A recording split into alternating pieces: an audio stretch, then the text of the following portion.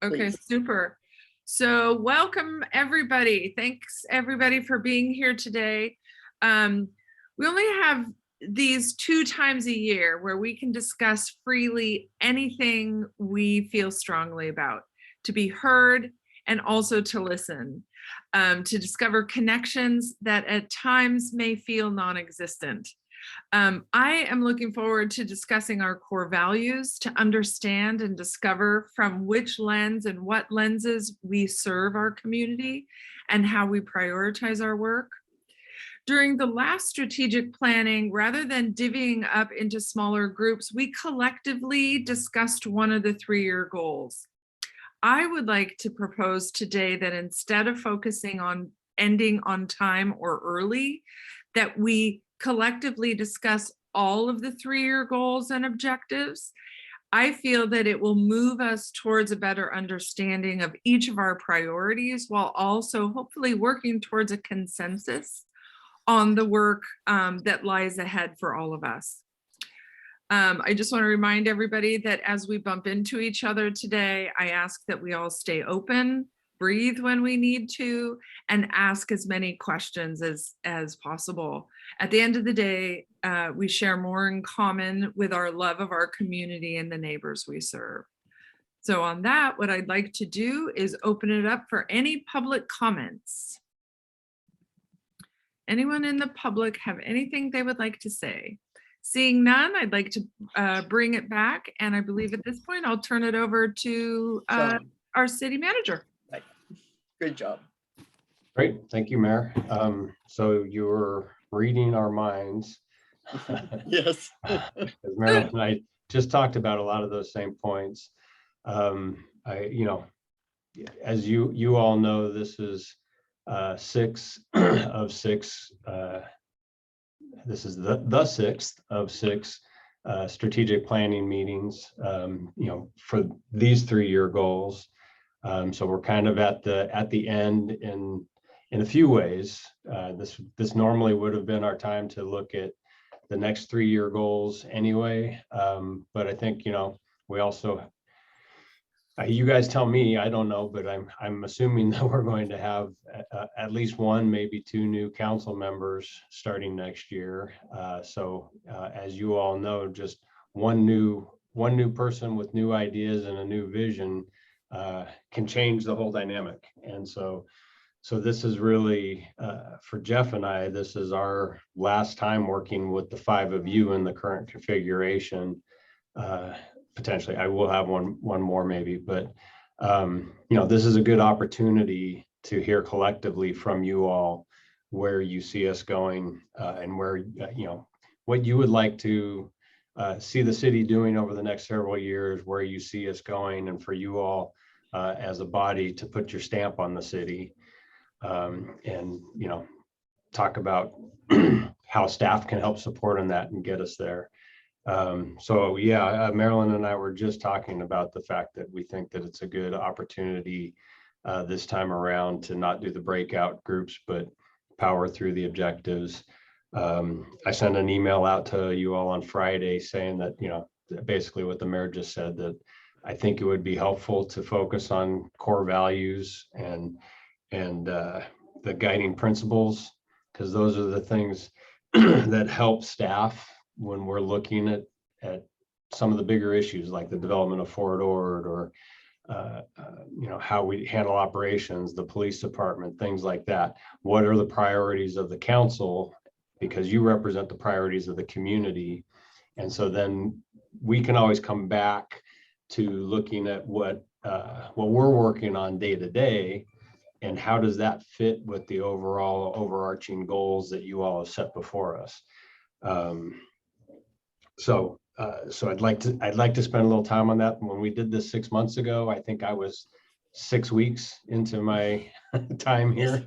So I was pretty quiet. I was in listening mode. So I'm going to participate a lot more this time around.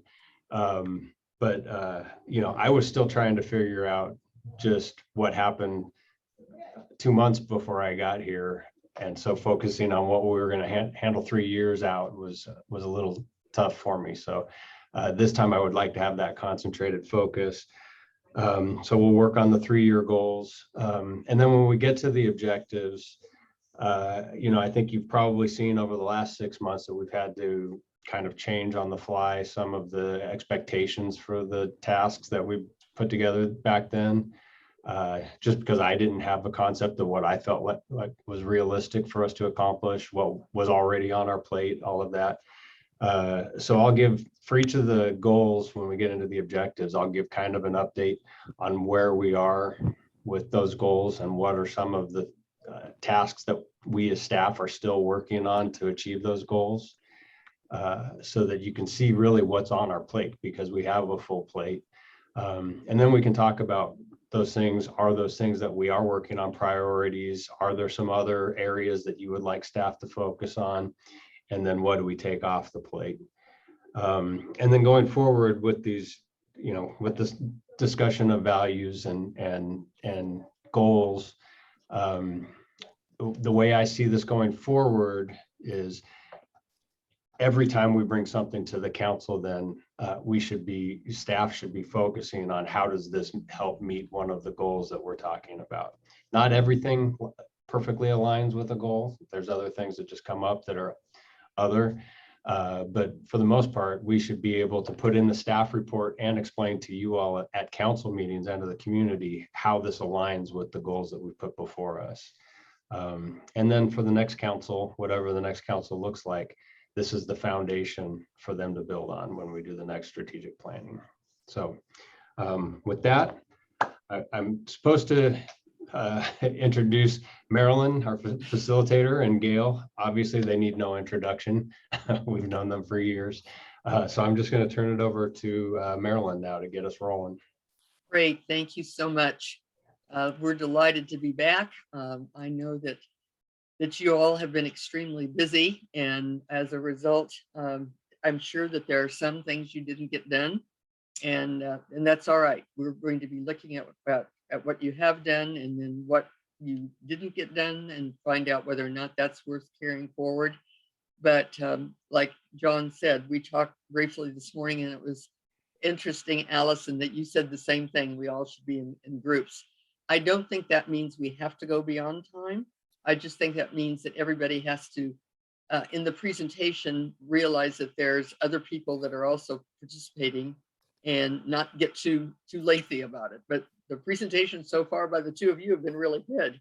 Let me just show the screen here.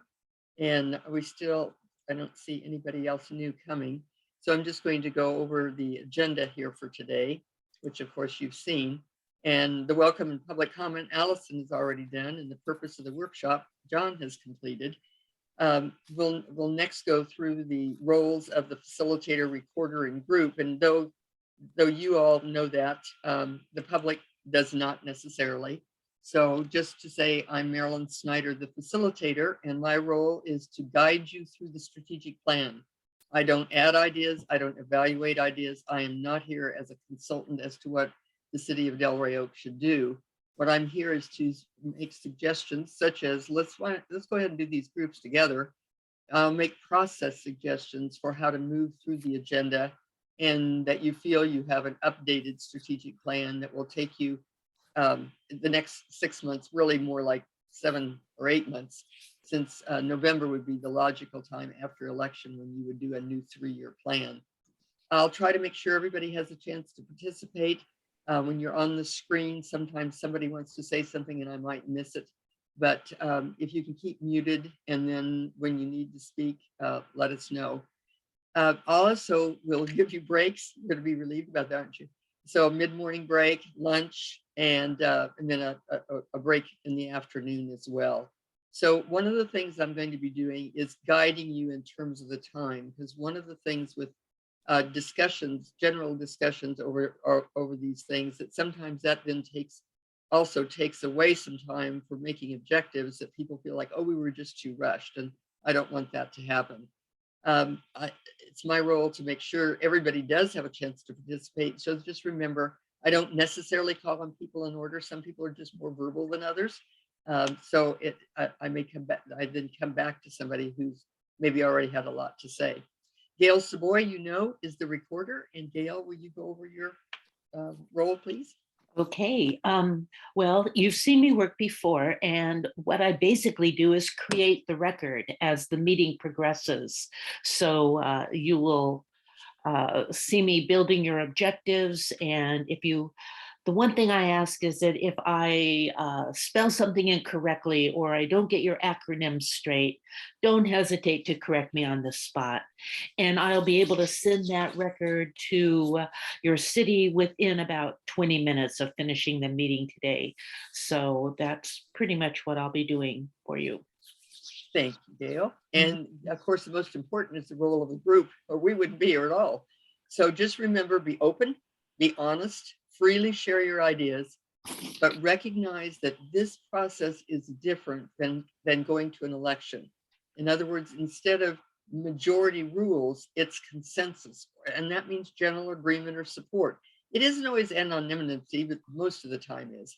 What it really means is, okay, it seems like the group is going this direction. Can everybody support this?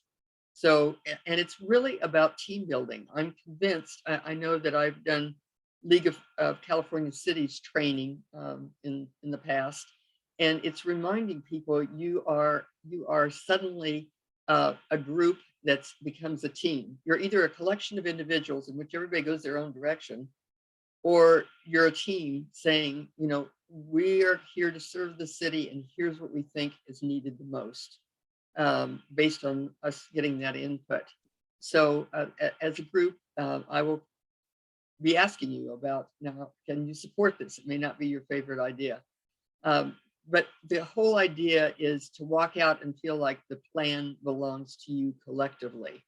And there's no doubt that can happen. Next, you'll see on the agenda the strategic planning elements. And just as a reminder, I'm going to go over those elements. And let's see, here we go. Marilyn, could I ask a question? Of course. So I wasn't 100% clear. Are we setting the next 3-year goals? No, today? no. This is the end. This started in 2019. This is number 6. Okay, that's what I thought. Thank you.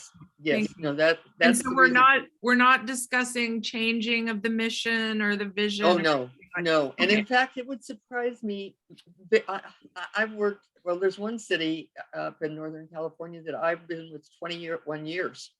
They haven't changed the mission. You know, the mission is still the same. It's not that in strategic planning, you typically have a solid mission and vision and core values. So what you're really focusing on is what are the goals to fulfill all that, so that it doesn't just change every time you have an election. But I'm glad you asked that question, because that needs to be clear. As you know from the last retreat, we always start with the SWOT analysis. What are the internal strengths? What have you accomplished since the last retreat together? What are the internal weaknesses, those things that you can do something about, but are kind of problems? And strategic planning focuses on the fact that it's not just looking internally, it's looking at externally. And boy, if we've gotten a lesson about that with COVID and Ukraine and all that's going on. So we look at the external opportunities and the external threats. And thank you for turning in your questionnaires. They're anonymous, so we don't know if somebody didn't, but and thanks to Karen, who put it together and then sent it to Gail to put on the record. You already have a mission statement, and this is where people get mission and vision and goals all mixed up. But the mission, it only says why the organization, in this case, the city of Delray Oaks, exists and whom it serves. That's all the mission is. A vision is a vivid descriptive image of the future. So it's what you want the organization to be or be recognized as or achieve. And those are future. They're not just making better what you're doing, but having a vision. You might end up changing that in the next retreat. I'm not sure. Core values are guiding principles that the organization, the work environment encourages, recognizes, and rewards. And those guide everybody. They guide all the council members, the staff, everybody. Then the goals are really what the organization needs to accomplish. They're broad statements of intent, and they have to be consistent with the mission and help fulfill the vision. And with no group do I ever have more than 4 or 5 goals. If you look in the literature, usually there's 4 or 5 goals. I had one client who decided that they wanted to have 6. And I said, well, you can try it. He came back and said, that was not a good idea, that we can blend that into something else that's a goal. So these are broad, 4 or 5 goals. You happen to have 5. The objectives are how. So we've got up here, mission, why, goals, what, objectives, how. The objectives are the tactics. The goals are the strategies. That's why it's called strategic planning. So as you know, it has to say a date, by when, and who will be accountable for what, specific measurable results. And I'm sure I told you the last time, but the reason for the 6 months instead of a year is over the years, I was doing 1-year goals, and I noticed that there was a fall off after about 6 months. And so I started testing 3-year goals. I mean, 1-year objective, 6-month objectives, blah, blah. Instead of 1 year, I'd do 6 months. And people were just much, much more productive. So what we'll do, this is going to go a little longer than that because of election time, but that seems to keep people committed to it. And then, of course, last but not least, that clearly defined regular monthly monitoring process. So all of this is what really causes the menu to be developed as. And so here, I'll go back now to the agenda for a moment. So after, we'll have our brief introductions of the group, and then the mission, vision, core values, and 3-year goals. And notice they started in 2019. And then Gail already has recorded, thanks to Karen getting it to her, what are the City of Delray Oaks strengths and accomplishments since the September 30th, 2021 strategic planning workshop. And then what are the internal weaknesses and what's going on externally, positively and negative. Then you'll review and revise if needed. We'll take a bit of time to talk about each of the goals before you go into it. And then we'll work as a whole group, because you are a small group. Usually we have 15 or 20, in a group, and then you can do breakout sessions, and it's actually easier. So I think this will work fine.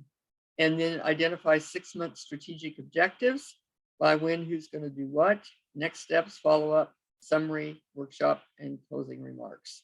And I see on my screen about raised hands, but Kim. Yeah, thank you, Marilyn. So I just had a question from the introduction with the mayor and city manager. It sounds like we want to have some discussions around our core values.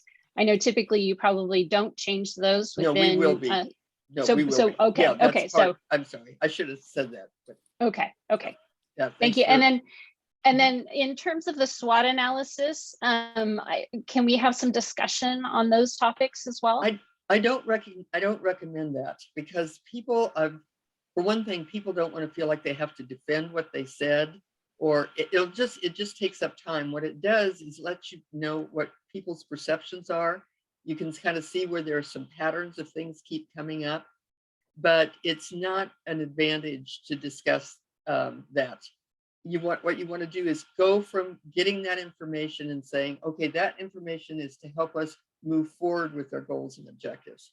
So I do not recommend that. Okay, so Marilyn, so I would like to have a little bit of discussion. I don't think we need to focus necessarily on individual statements that people made, but there are some kind of general areas that several or all of us identified as strengths and weaknesses, and I think that there's some value in talking in broad terms about what's working, what's not working, and where they'd like to see staff focus some energy. So okay, yeah, we can do that, but I'll tell you, I wish I'd made it 4 o'clock instead of 3 o'clock, because it takes a while to go into that. What have been my concern is that people debate about, well, who is it that said this? And then people are feeling uncomfortable. They don't want to say it. And maybe it's my psychiatric nursing background. It's just a kind of a caution. So I will guide you through that so that it doesn't become divisive. If people feel that what they've said is anonymous, they're usually more honest. And then on the other hand, they don't want to be put in a position, well, I'm sure you said this so-and-so. So, I mean, it's not my meeting, it's your meeting. So we'll spend some time on that, but I'm going to have to guide you on the time, or else what'll happen is that the objectives are going to end up getting shortened.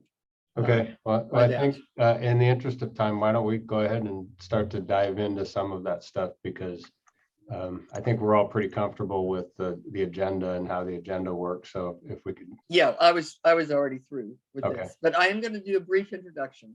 I mean, have participant introductions, and for some reason, I'm not getting all of you on the screen. It's really also Marilyn, just real quick, I meant to mention in my opening, just so that everyone knows and nobody is shocked, Councilmember Donaldson does have a prior appointment that he needs to jump out for a little bit on around 11 o'clock, and then as soon as he can get back, he'll jump back in.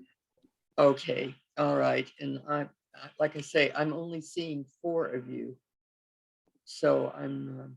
We're all here. There we go. It came Open back. your screen. Yeah, that's good. We can get back. So welcome, everybody. Introduction. Just if you would please just give your name and your position, because remember the public is also listening to this. And then what would you say is one of your greatest strengths? What's really helped? What part of you, is it sensitivity? What is it? And how does that benefit you in your position? And Allison, you're in the top left corner. Guess what? You get to start. Fine. I'm Allison Kerr. I'm the mayor of Delray Oaks. What comes to the top of my head is probably, and some could see this as a positive or a negative, is stubbornness, doggedness. When I believe strongly in something, I want to see it through. Okay, thanks. Kim, you're next. Thanks. Kim Shirley, City Council member, and I would say my strength is communication. I love to just get one-on-one with people, but even in small groups like this is good too. I think the more we can connect and talk with people, I think it just creates the stronger connection, and that's what I'm interested in. So, Thanks. You, Kim. Scott. Hi, everybody. Scott Donaldson, City Council member for a little over a year. I would say probably my, in terms of strength would be determination. I guess it's part of my military background, being focused on the objective and mission accomplishment. Thank you. Pat. Nice to see you, Marilyn. You too. And so I am Pat Lintel. I am city council member since 2014. And I think one of my strongest qualities is talking with neighbors, with fellow Delray Oaks residents, and finding out how they feel about issues. And then in preparation for each of the city council meetings and the board meetings that we attend, the preparation for that can be quite lengthy, as we seem to cover a lot. So I feel those are my strengths. Thank you. Great, thanks, Pat. John, and may I ask all of you, because I can see some of you've got your heads bent, just pretend that everybody's here and you're looking at them and hearing them while they're giving their introduction. Okay, John. All right, I'm John Gurdon. Okay, I got Which John? John. I'm sorry. Go ahead, Gag. John G. Is it okay if I say John G? No, they're both John G. Oh, they are, my gosh. Okay. John Cagliotti is our vice mayor, if that helps. Yeah, I hate to call him just vice mayor, but okay. John Gigliotti, please. So John Gagliotti, I'm vice mayor. I think my biggest strength is I get things done. I can see something that needs to get done, come up with a plan to execute on it, and then work the plan. Thank you. Now, city manager, John. All right, John Gurdon, I'm the city manager. I would say probably coaching and being open to working with people from all different backgrounds and different opinions, and getting everybody to understand a common vision and work toward a common vision. Great. Jeff? Somebody want to? Jeff Hoyne, I am the Assistant City Manager. My name is Jeff Hoyne, I'm the Assistant City Manager and the Chief of Police. I would say my greatest strength is my record. If you know what I've done for the city, and you can look at that the best predictor of future results is past performance. And I like to think that the city has gotten its value out of me. So I hope to keep continuing that. Okay. And I've got Karen, but she's not on the screen. Does anybody near her we want to give her some applause for the work she's done putting things together? I think John is going to go get her. So she'll kind of be in and out I today. think she's probably multitasking. Oh, I do too. I do, because one who is it that left just recently that would answer the phone sometime? Randy, Randy. Has he already gone? yes. Yeah. And we have Lee now. Yeah, that's right. John, did you Hi, see everyone. her? I'm on. Oh, good. Karen, we were missing you, and we knew that you have to be in and out. But everybody was asked a question. And the question is, what is one of your strengths? What is your greatest strength as a person? Oh, me? That's what Oh. everybody's answered. I didn't get to hear everybody else's answers. No. Just my resiliency and my Okay. sense of humor. Okay, yes, good. Well, I hope you enjoyed doing that, because the thing of it is that you need to know each other a little bit and who you go to for what kind of things. And I think you're in good shape here. Okay, let's go back to where we are now.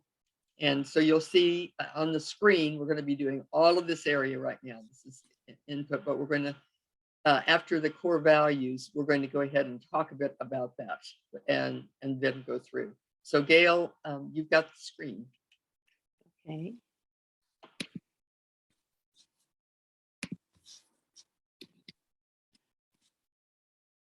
Okay, remember the mission statement answers two questions. Why does the city of Delray Oaks exist, and whom do you serve?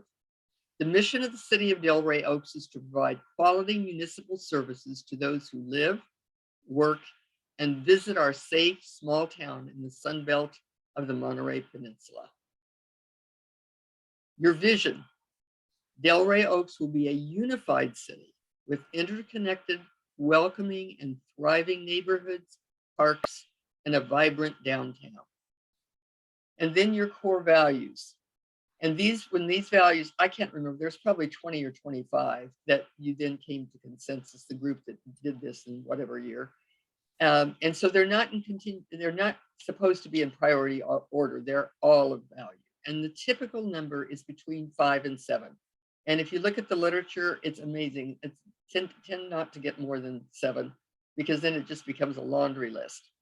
But what your values as a city are as follows. The city of Delray Oaks values fiscal responsibility, honesty and integrity, open communication and transparency, ethical behavior, and responsiveness to community needs and concerns. Now, Gail, I'm wondering if there's a way we can show that on the screen. Well, No, okay, I mean, we can't. then I'm going to look at my list while we go over it, and we'll take the screen away from now. Okay. So before we go on to the 3-year goals, let's take these one by one. One of the first ones is listed, again, not in priority order, is fiscal responsibility.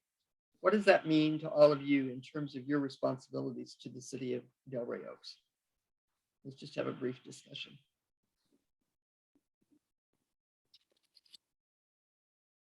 I'm happy to start. Okay. When I look at this, I think we need to plan for the long term responsibly.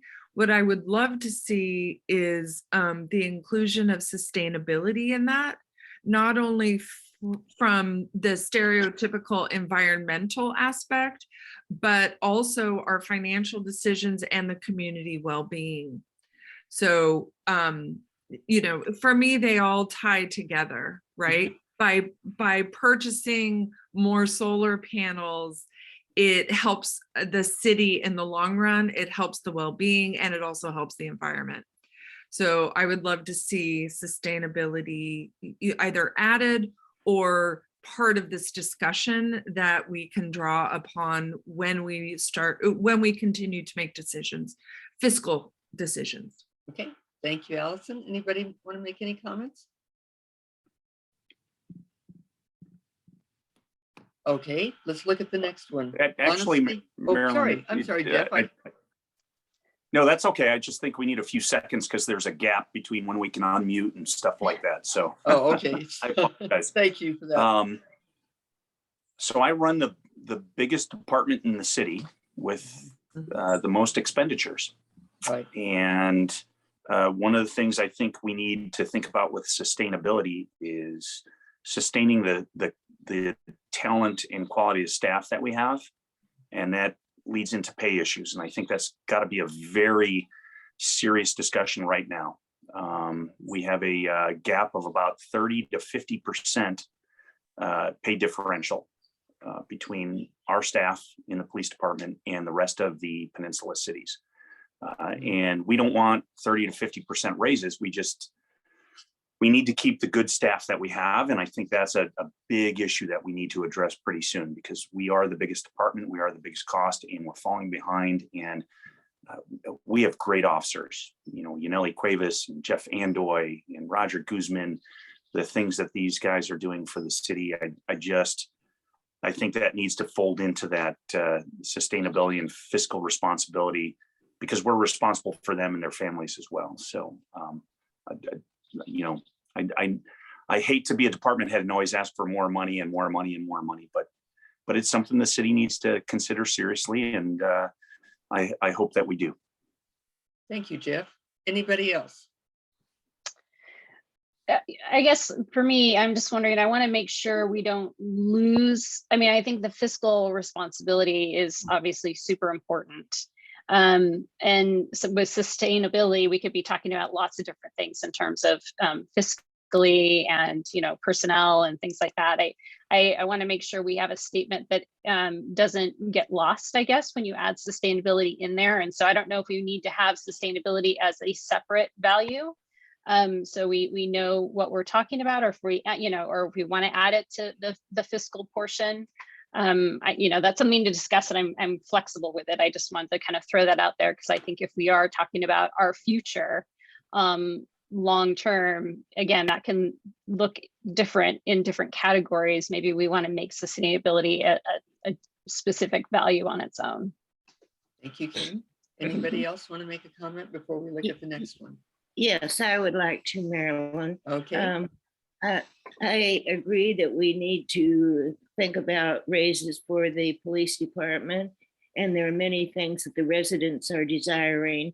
And so I feel that we need to really be concerned about where we're getting the money for all of this. And that would be, in my opinion, the development of the former Fort Ord properties, because our income has decreased in the cannabis business and all. And so we need to look for other methods of obtaining revenue for the city. Thank you. Okay. Anybody else? Thank you, Pat. And do what Jeff did when I thought I'd given enough time and he popped in. Let me know, because I'm scanning you all the time. All right. Okay. So does anyone want to offer Kim maybe some language on what the new? I'm really terrible about language on the spot. Well, it's something we can work on, but. Right. Yeah, I mean, Yeah. it might be, from what I'm hearing, you're saying you might say ensure fiscal stability and sustainability. I think what we could do is we can address that when we get to the goals, if you'd like. Well, maybe we need consensus on whether we want to leave fiscal responsibility as a core value and add something else in terms of sustainability, or do we want to add sustainability to fiscal responsibility? I think maybe we need to start with understanding what we want to do with that value and whether we want to add a sustainability value. Yeah, and are we Yeah, right talking now you about have fiscal sustainability, or are we responsibility. talking about resilience, or is it the same? Are they connected? Because, you know, Right. for the first time in a long time, the city fiscally is on good footing, and we're actually being, you know, we're able to make some proactive decisions and some fun decisions on parks and things like that, that, you know, we haven't had the luxury of making in recent years. But, you know, what do we do so that we're able to sustain that and keep it going? And how do we address, you know, what happens when we go into a recession, and how is the city set up to handle the recession? What if we have a natural disaster? All of those kinds of things. So I think it's good to have a plan for all of that. I think that's where you're going with it. Yeah, well, John, I like your word of resilience, because I think fiscal responsibility is one thing. It's making decisions, in the now, making sure we're making smart, thoughtful decisions. But resiliency, that's another, again, kind of looking into the future and making sure that we are planning for the future, and making sure that we're making, we have that in mind as we make our decisions. Let's see if the group, We have how you feel about contingency, and we have contingency plans for when the next inevitable issue occurs, whether it's a environmental or fiscal. So I like the idea of an additional value that could be, one idea would be to have sustainability and resiliency in one. Mhm. Okay, let's look and see what the group wants, because the way it's stated now is fiscal responsibility. And what I was hearing you say, Kim, is add to that and resiliency.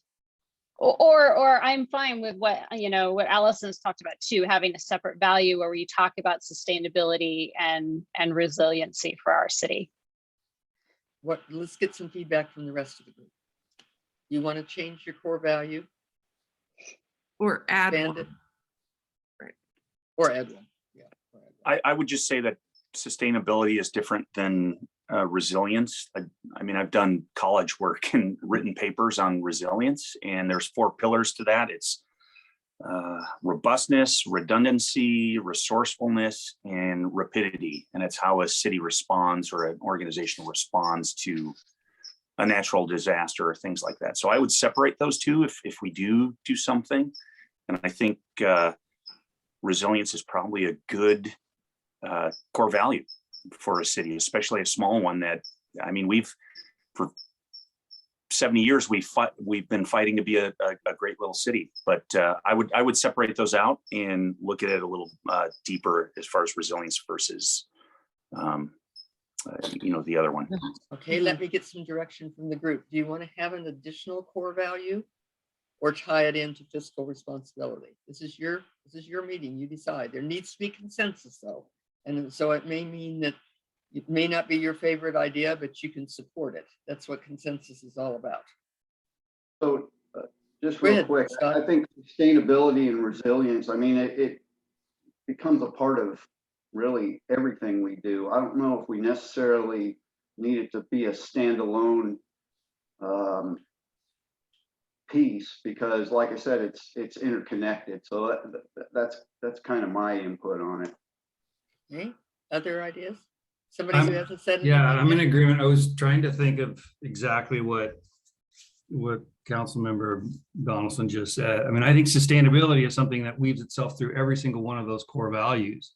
I understand, where the mayor and Councilmember Shirley are coming from, and having that word out there is important, but I just don't know if it needs to be one itself, and it could be something that could be, keeping the same core values, but maybe working and massaging the definitions of those core values and adding some language may be helpful.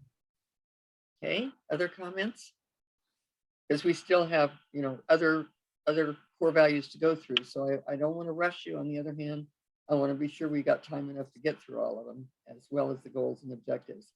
So. So, the- so can I ask Scott and John then, are you advocating for not adding sustainability, like that word, or resilience in any of our values? Or are you, No, I'm sorry, just the are you saying opposite. add it, okay, Mm. adding it to our values and not adding Yeah, but I another don't, I separate don't value? see, exactly. I mean, to me, Okay, it's descriptive of something that the sustainability should be a descriptor or should be a value of every one of the existing core values.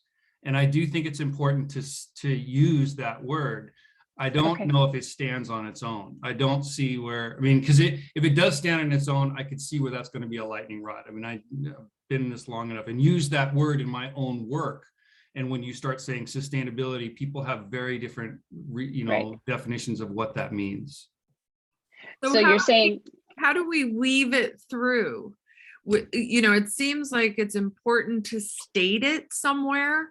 You know, perhaps when we look at the vision or something, you know, sustainability is, or resiliency is added at that point. But how does the public, when they're looking at these documents, understand that what I'm hearing is people want sustainability and or resiliency is an intricate weave into everything we do?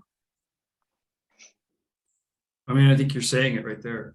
But I mean, I think that perfectly encapsulates what we need to do is that these core values. I mean, I've actually not seen definitions of them. They're just, Right. they're just bullet points. I mean, maybe that's what we need to be focused on is let's define what these things mean. There are groups that do that they'll do the core Mhm. values, and then it will be a next step after the retreat. Several people agree to take the leadership to draft something, and it gets it gets presented to the council for support. It's not frequent, but it's done often enough that some people feel that's really helpful. I And like perhaps that that's where you are. I like that idea. I'm getting some head nodding around. Yeah, Okay. so that's our first objective. Okay, so is to that's put that- I know that's our first next step. because it's yeah, but okay. So Yeah, I then like in that that idea. case, I would like to see 3 people volunteer to work on those definitions. Definitions are not easy. and so just to clarify, we're working on definitions of our core values, Yes, right? and Okay. presenting. So who's volunteering? I'm happy to. I will. Allison, Kim, we need one more. Obviously, Not everyone at once. obviously I'm involved, but I think you mean 3 council members. Yeah, I think we're gonna make them work, John. Come on, John Gagliotti. You're in there with us. I know I should be in this. I just don't have the bandwidth, but I mean, It's up to you, John. I'll do. I won't let him Yeah, pressure you. Yeah, no, I mean, it's important. This is an important thing that we need to do. And I think that, and Kim and the mayor are going to be very good at this. And I definitely would like to be part of working with them on this. So, Okay, so John's it. All right. You Thank guys you, can have, John. you guys can have lunch first. yeah, absolutely. Yeah. Okay. We let's- actually can't, but that's okay. Okay, I gotta move you along here. Honesty and integrity. Anybody have a concern about that? Okay. Anybody? Don't let me go too fast. I told you at the very first retreat that I'm a type A+ personality, and I know it, so you slow me down if I need to be. I'm not seeing anybody wanting to talk. Open communication and transparency. You support that? Anybody have a problem with it? Yeah, I'd actually, for the benefit of staff, I'd like to hear from all of you on how you think that's going from a staff perspective. I think what I'm hearing is the counter interactions with Karen and now Lee and previously Randy go beautifully. And I also hear from Karen a lot of times the communication with community members. So I think that one-on-one is fantastic. I would love to see us get back into a twice a year ACORN, because for many people, that's the only information they hear about what's going on in the city, regardless of how often we try to push them into getting emails and things like that. I think we could do a better job in getting emails and getting people interested. But I think from a traditional city perspective, I think our communication with the community is on target. Okay, let's get some other input. What do you think? You know, Allison, when you mentioned twice a year Acorn, I know Randy really worked on that the last time. You know, I would imagine that working on the Acorn is a ton of staff time to put into that. So I think we want to think about, I think communication, as I mentioned before, I feel like it's one of my strengths. I feel it's super important for everyone, and including our community, to hear from us and from our staff. And so I'm wondering if we want to think about that in terms of how we do communicate. So maybe the Acorn isn't so often, actually, because maybe there's more efficient ways to communicate that, but we have to make sure that people are engaged with that, right? I mean, that landed on their doorstep, so it was really easy for them to engage with that. I know we have a group of emails that things are sent out to, but how many people are actually reading those? I don't know. So in terms of our efforts to have open communication, I think it's going well. I think we can improve in terms of, I mentioned to John last week, like, more communication is always the better. And I don't think, when I see open communication, it's trying to provide as much communication as we can and not holding back. And so I think for me, moving forward, always, trying to link documents to the agenda that can make things more comprehensive for people, for residents who are engaging. So it's those sorts of things. And I think transparency, we're getting much better at putting things on the website. So I'm really pleased with that. Good. Who else would like to make a comment before we go to the next one? I would like to say something. Kim, the Acorn traditionally has been 2 issues a year. Maybe if there were some way we could encourage residents to contribute to that, as far as what's going on or what they want to see and so on. If they could just contribute an idea to City Hall and to the staff, then that could be incorporated in the email, in the Acorn. And perhaps that would encourage more people to read what is delivered to them. Okay, I'm seeing some head nodding on this. Other comments regarding open communication and transparency? Yeah, I'll just, for John Gerton, the feedback, I think the staff's doing a great job in terms of transparency and availability to not only the council, but also the general public. And, I think what you're doing now is a great balance between what, information needs to be provided and your responsiveness, and balancing that with just the staff availability, the turnover, the manpower that you have available. Okay, so it sounds like you're all in agreement that that's a core value that you want to keep as it is, open communication and transparency. Is that okay? All right, let's move to the next one. Ethical behavior. Anybody want to make a comment? Is that a good one. reasonable? I think it's critical for I public. want to make sure I give you Yes. enough time if you want to say something. Yes. I would only add something like respectfulness to that, but that's another conversation. Okay. Is it all right if I move on to the next one then? Kim, you started to take a breath.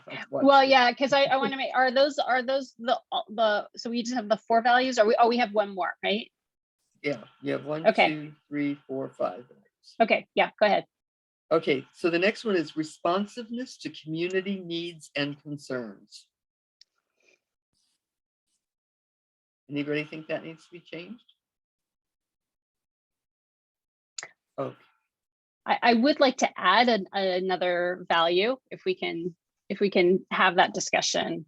If the group wants to do it, that's fine. Yeah, and I don't want to move past this one if anyone has anything more to say about this last one you just read. This one, okay? All right, go ahead, Kim.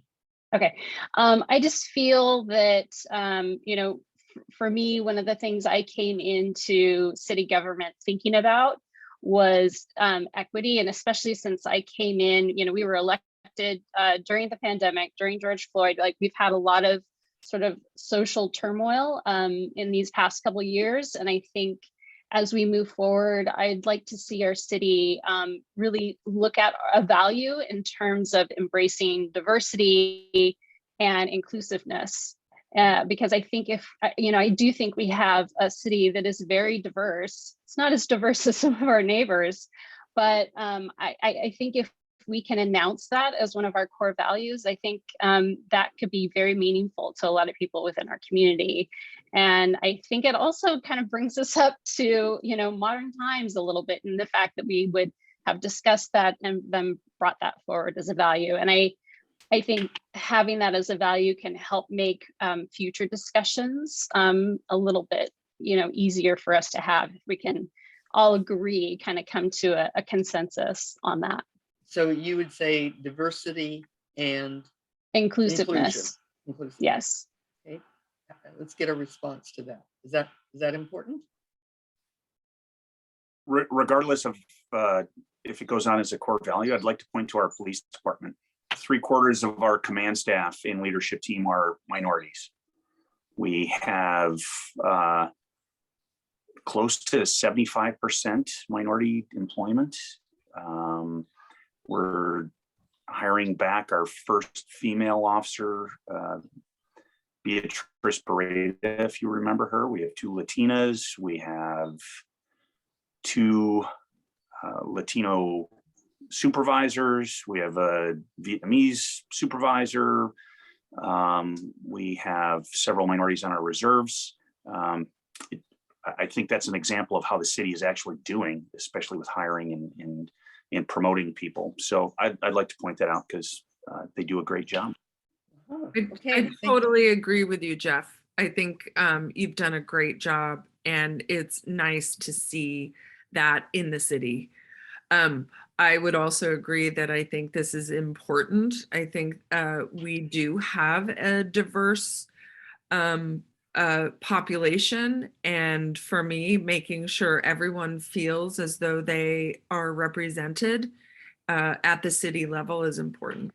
So I completely support this. So group diversity and inclusion. Well, I mean, I guess the one Great point job. I have, and the one challenge, and this is something I think is a challenge for the entire Monterey Peninsula, is that you always hear all the jurisdictions wanting to do this, but we are one of the widest communities in this entire county. And I don't think we have, I don't think our neighborhood is very diverse, by any stretch. Growing up here, it's always been older white people, and for the most part of, upper working class. And I think that's great that we have maybe one of the more diverse, police departments on the peninsula, but they can't live here, and so, I mean, it's nice for us to kind of put these things, but I think that any other outside, I mean, I certainly think that Seaside or Marina would look at us and go, yeah, that's great, Delray Oaks, that's pretty easy for you guys to say, you are inclusive and believe in equity, but you're overwhelmingly white and upper middle class. So the sincerity, I'm always very concerned about very lily white communities, putting these claims that they are, but we don't live it, and so it's pretty easy for us to say these things but not really live it, because it's just not that diverse. So Seaside is diverse, but we aren't, and they point that out every time we have a traffic calming, and we toy with the idea of separating roads. The first thing they touch, the first thing that comes up. I was here when they closed Tweed. The first thing they closed up is that, Lily White Delray Oaks does not want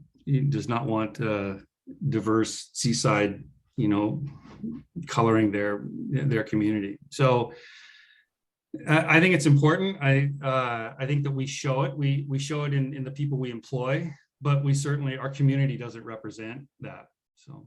Okay, let's have somebody that hasn't had anything to say first. Anybody else? Okay, go ahead, Kim, go back to you. I would just want to point out to John that when you talk about diversity, it's not just about race, that it's about all kinds of things in our society. I know the definition of diversity. Well, no, I know. I just want, you were speaking as if it was just about race, but I feel like it's, it's a lot of things. And so, especially if we do have the history where people look at us as sort of the lily white community who doesn't want people to come in, it's more important than ever to state that we're not that way. And, I love the fact that we have such a diverse police force. And so when I talk about embracing diversity and inclusiveness, it's not only in our hires, but it's really in the policies that we have and the decisions we make in the city and how welcoming we are to everyone. So, it really is very broad in how it's applied, if we were to have that as a value. Well, remember too, that we have an opportunity with future development on the former Fort Ord. So if this is a core value of the community and the council, that's our opportunity to put that into action.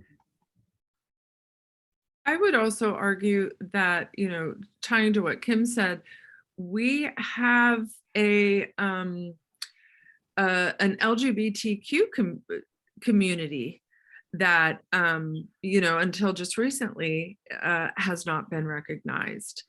And if we put this as a value, we need to start looking at the policies that we make with that lens as well. And so perhaps that is what is needed to start addressing, frankly, a lot of the historically racist things that the city and the policies have done. How do we move beyond that? And, I don't know, but this seems like it makes sense. Let's get somebody that hasn't said anything yet. Yeah, I would just say that all organizations, cities included, are all going to strive to have their organizations be diverse and reflective of the overall population that exists. And I see the challenge because of what John's saying, but I also understand, Mayor, what you're saying as well.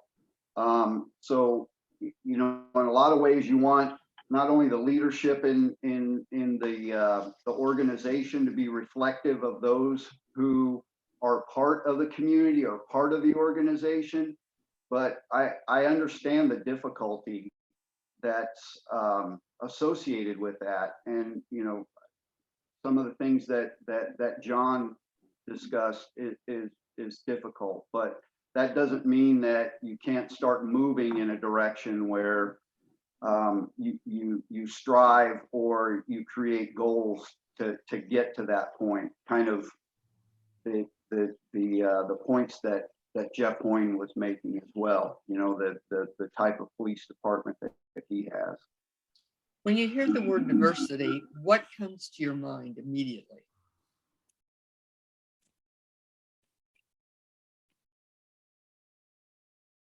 It's demographic. I mean, it's across the spectrum. It's more than just LGBTQ, but the primary thing. I mean, when you look at when they report voting demographics, they aren't reporting LGBTQ. They're reporting socioeconomic. They're reporting race, religion, and that's what, if someone wants to look up, what's the makeup of Delray Oaks, they're going to see that. I mean, the census is coming out. The data of the census is coming out.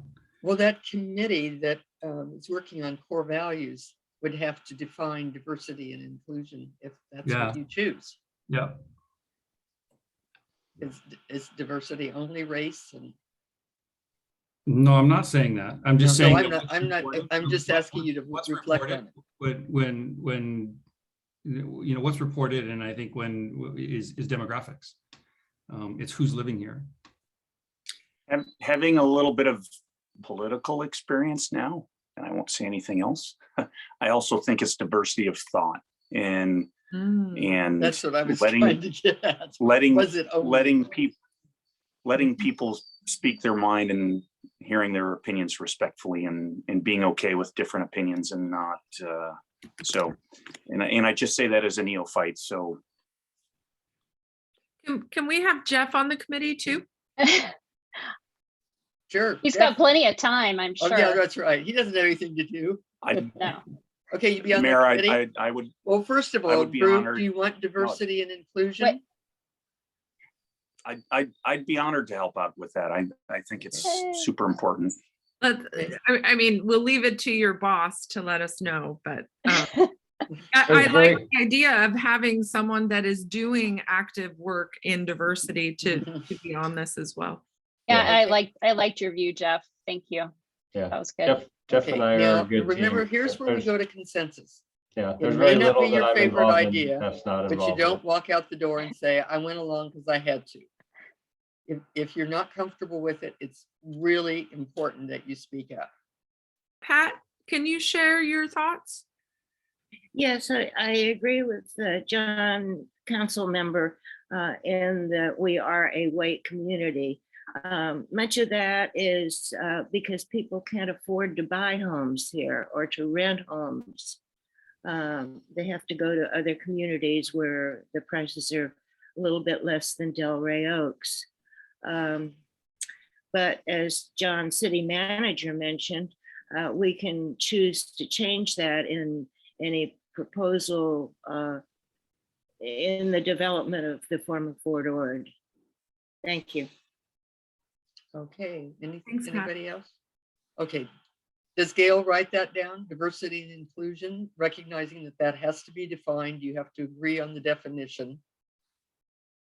So that, John Gagliardi, are you okay with that? Okay, all right, good. So now However, we, wait, hold on a second. I have a question. Is it inclusion, inclusiveness? What is, I got diversity, but what about the inclusiveness word? How do you want that chosen? I just said inclusiveness, I guess, create, yeah. Inclusiveness. Embrace diversity and inclusiveness. Inclusiveness, got it. Thank you. all right, great. I'm okay with that. Is everybody else okay with that? Anybody else? Everybody okay with that? Yeah. Okay. Yeah, Now we're and gonna we'll go back. finish the wordsmithing in the committee and bring it back to Yeah, the council. That's for true, more because discussion. that's Yeah. the thing of it is that you've got those words that you've agreed to, but the definition you've got to have. So if somebody says to you, one of your council members, hey, what did you mean by all of that? We're going to have a definition put together and we're going to act on it. Can I just ask how 3 council members are going to work on this? Oh, crap, that's right. Yeah, well, Maybe one of you would pull off, because what we had is Allison, Kim, and John were doing the core value.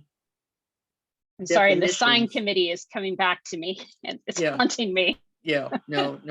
yeah, Having been a it'll state, have to be a Brown Act meeting. We'll Yeah. have to notice it and all of that, that's right. which is fine. We can do And that. I should know better than So- that. I'm glad you said that, Kim. Well, what we did with the sign committee, John, help me with this, is I think there were parts of it where 2 of us would work on it and then we'd bring it to, back to the whole group. Just because it's really hard to do this. No one wants to sit through a meeting where you're wordsmithing, and that sounds No. horrible. So I'm wondering if we could split off the core values that we work on. And then we come together in a Brown Act meeting to talk about all of them collectively. Does that work for everybody? Yeah, and the That work? technology that we used, yeah, we used a Google Doc, which was fine because that means we could all be, it was all So- centralized and everyone could see the No, edit, But John, that was the problem. We couldn't do Oh, that, we- right? Because that's right. That's all of us working on I it forgot. together and That was communicating. our. We started doing that That's because right. that sounded beautiful. And it Exactly. was, yeah. Okay, you're right. So I'm there- really glad you're bringing this back up because we would Yeah, have Kim, walked right. back into this I mean, process. I Here- apologize for not picking it up, because having been the president of a state governmental board for 3 years and on the board for 8, I had Brown Act just drilled in my head. And I wasn't thinking about it, but So Microsoft has the tools for shared documents that perhaps if we take, what do we have now? 6 values? yes, If there's 3 of us, right? I work with 2 with John. John works with 2 with Kim. Kim and I work on 2. We each have a shared document just between the 2 of us, right? On Teams. And then we can take those to the Brown Act meeting. Yeah. And we have those tied to our Delray Oaks I account. think that's good. Okay. I mean, let's just, I think that's great. But can we just get, John, can you just have Alex say that's fine? I mean, Yeah. I think Yeah. that actually, what the mayor's describing, I think totally works, but Yeah, it works fine as long as 3 of you aren't having a discussion without, that's not in public view. all right, okay, perfect. Which All right, docs let's is, do it that and way.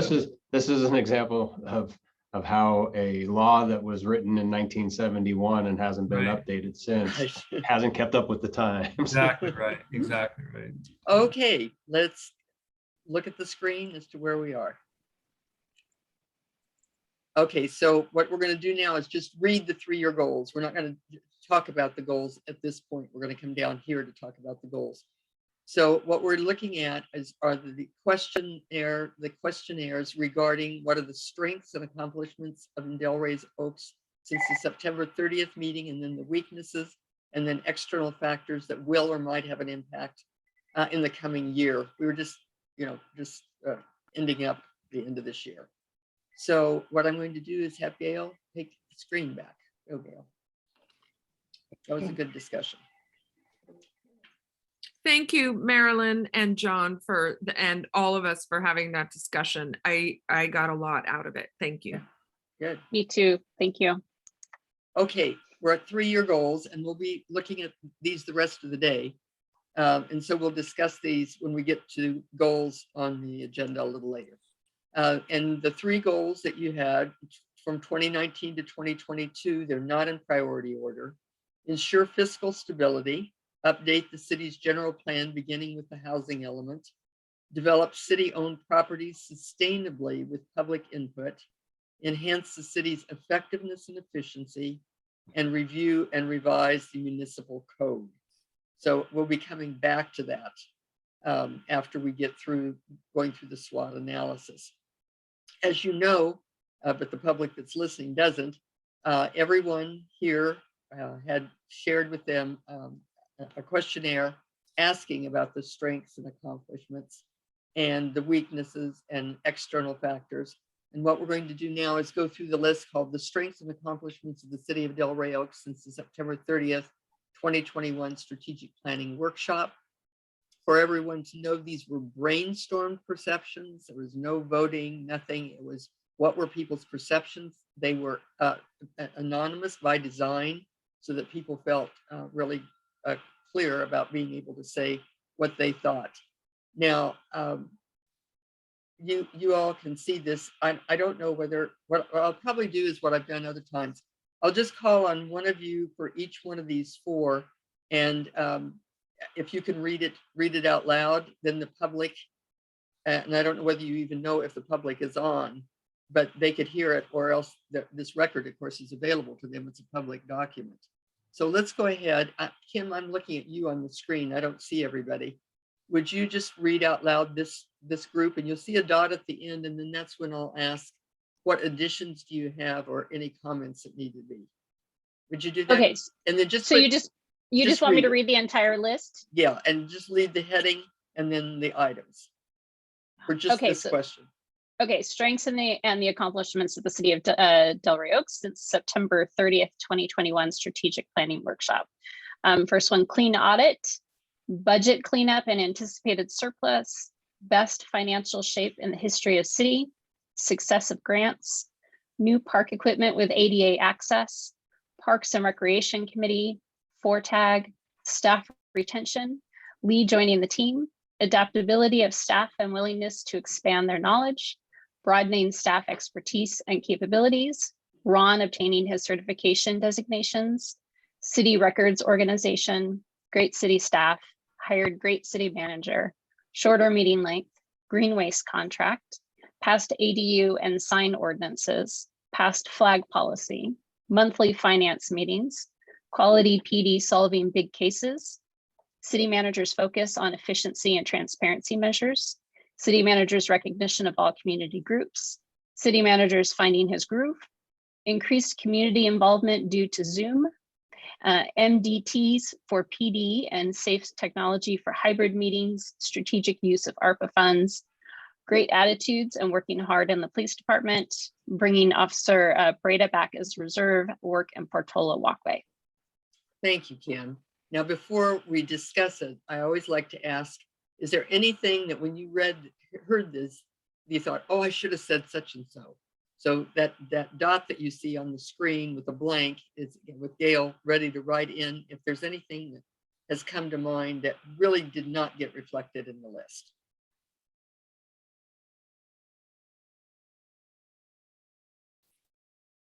See, I can't see all of you. I can only see a few of you on the side. So just speak up if you want to say something.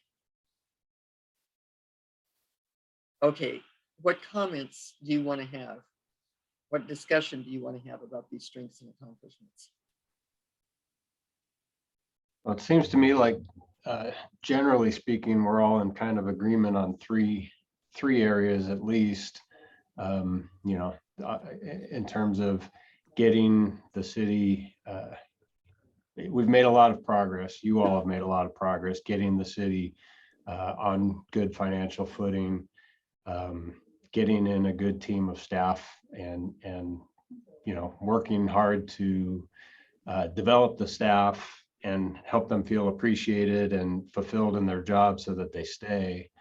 And then also just an operational efficiencies. I think it's nice that everybody's recognizing that we're, you know, that we're moving forward, becoming a more professional organization and becoming sustainable, you know, fiscally sustainable, but also just a place where people want to come and work now and be an employer of choice. And it's key that the folks that we have on staff work so hard for the community and feel so invested with the community. Okay, anybody else want to make a comment? John, I just thought that was a nice summary. I agree with everything you said. Thanks. Any other comments before we go to the next? I don't want to rush you, but I can't see you. So if you speak up, then I'll know that you want to speak. We're doing good. Thank you, Okay. John, and the council for making all this happen. Great. Well, then let's move on to the weaknesses. Everybody has weaknesses. So this is the current internal weaknesses or challenges facing the city of Delray Oaks. And Kim, thank you very much for doing the last one. Pat, would you do me a favor? Can you read out loud just this list? Yes. Current internal weaknesses, challenges of the city of Delray Oaks. Outstanding lawsuits, PD. Let me get my glasses on here. Sorry, I should have given you a warning. Oh, that's not going to help. PD spots that need resolution, salaries lagging behind surrounding agencies, lack of work and storage space, limited staffing to meet needs, expectations, limited revenue sources, divisiveness, a council disregard of FPPC rules, need of Climate action. Need climate action ordinance. Thank you. Ballot initiative, need citizen visioning session, enforcement of traffic violation, business vacancies, recouping cannabis revenue, need economic development, person and developing stronger connections with businesses, underutilization of corporation yard, long-term debt, relationship with airport, homelessness, and threat of wildlife on Fort Ord, Randy moving away, Fort Ord development and general plan update, meeting housing requirements, and continued council turnover. Thank you, Pat.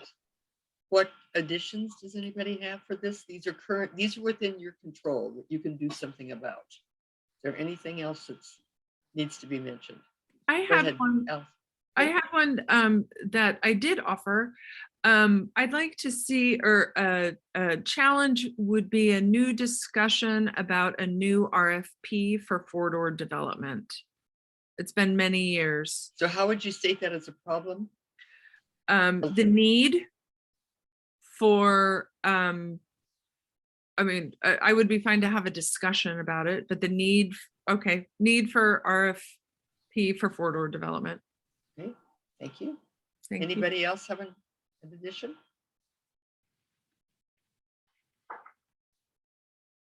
This one is, I'm almost embarrassed to bring it up. It's a little petty, but I'm out running a lot in the mornings and oftentimes I don't see gates that are unlocked and it's, you know, daylight, and I would get like on Work Avenue or. That's locked city gates, Kim? Yeah, Okay. Any other? maybe an addition? indication that our police are too busy doing other things, more important things. I would just like to say, one of the things that jumps out at me is the previous list about strengths. You saw a lot of comments about staff in there being a strength for us as an organization. And within the weaknesses, you don't see that with staff. So I think that is something to point out. And it just tells you what kind of staff we have. Yeah. Any other comments?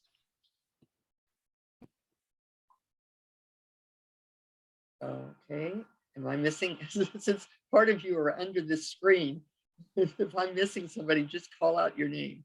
All right, now let's shift and thank you, Pat, for reading those. Now let's look at external factors. Gail will switch down to that. External factors that will or might have a positive impact on Delray Oaks in the coming year. And Scott, would you do me a favor and read this list, please, out loud? Absolutely. And here it is. Federal funding for infrastructure, historic state funding surplus, ARPA funding, lack of water project funding, Fortag trail construction, increased COVID vaccination rates and decreasing cases, incentives for climate activities, alternative housing options, citizen involvement, technical improvements for meetings, interest in purchasing 17 acres, attract new businesses, four-door development, expansion of Frog Pond, and infrastructure funding. Thank you, Scott. Any additions, external, outside your control, that you think will have a positive impact or might have a positive impact? Allison? Yeah, I actually had two. The first one is cost sharing with other cities and or county for services and or personnel.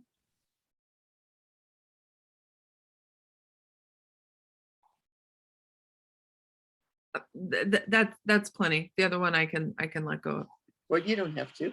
Just go ahead and say it. Oh, it was just a civic spark for affordable capacity building.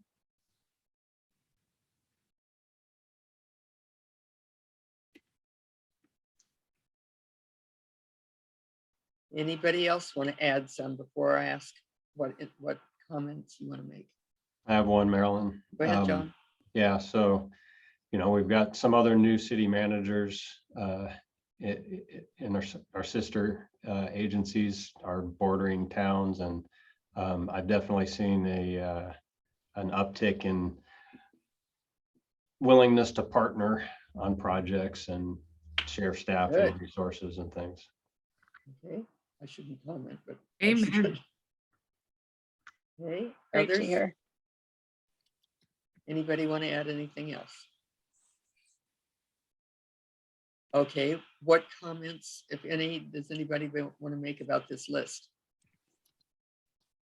Discussion. I would love to hear from John, his ideas of how we can take advantage of some of these things. How do we prepare ourselves to be to be in line to take advantage of some of these items. Which John? Yeah, that's what I was going to ask you. Which John? Our city I'm going to manager, assume it was me. yeah. No offense, John Gagliotti. Yeah, no, I think that these are all good things.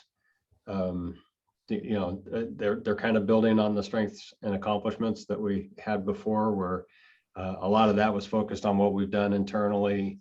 And then these are opportunities that we have because we've taken care of our housekeeping and the foundational stuff.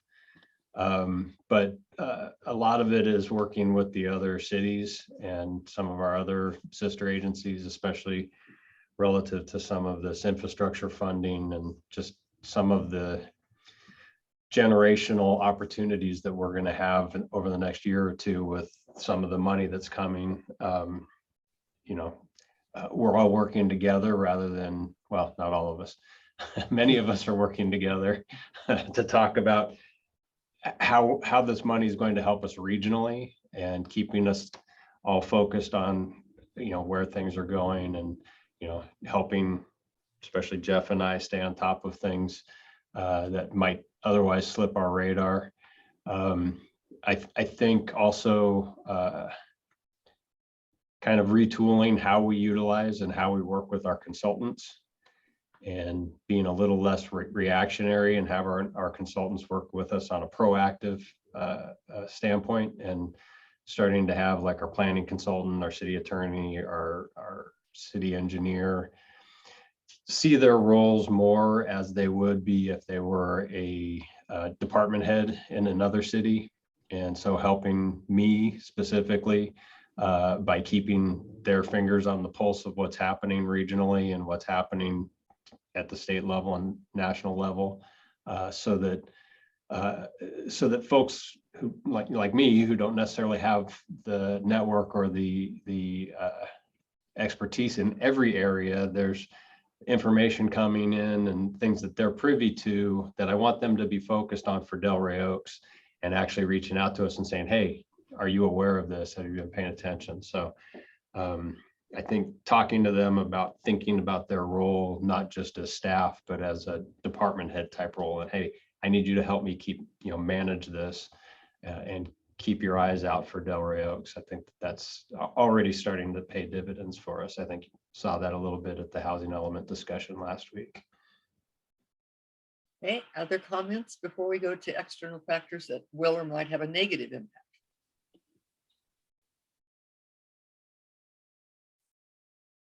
Okay, let's look at this one. And thanks again, Scott, for reading it. External factors or trends that will or might have a negative impact on Delray Oaks. And I'm seeing you, Allison. Would you read this list, please? Of course. External factors / trends that will / might have a negative impact on Delray Oaks in the coming year.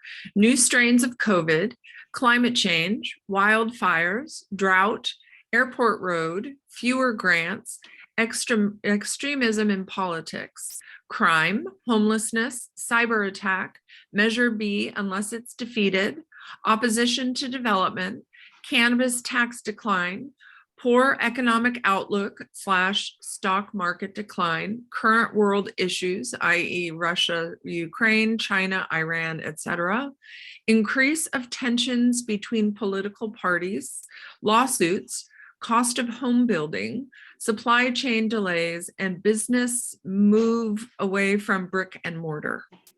Thank you, Allison. Who has some more that need to be added?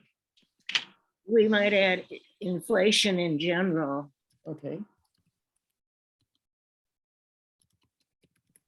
Anybody else? I would just add the water situation. What about it? Uh, Lack of water the complexities of our local water situation. Oh, okay. There's lots of different ways to look at it. Okay.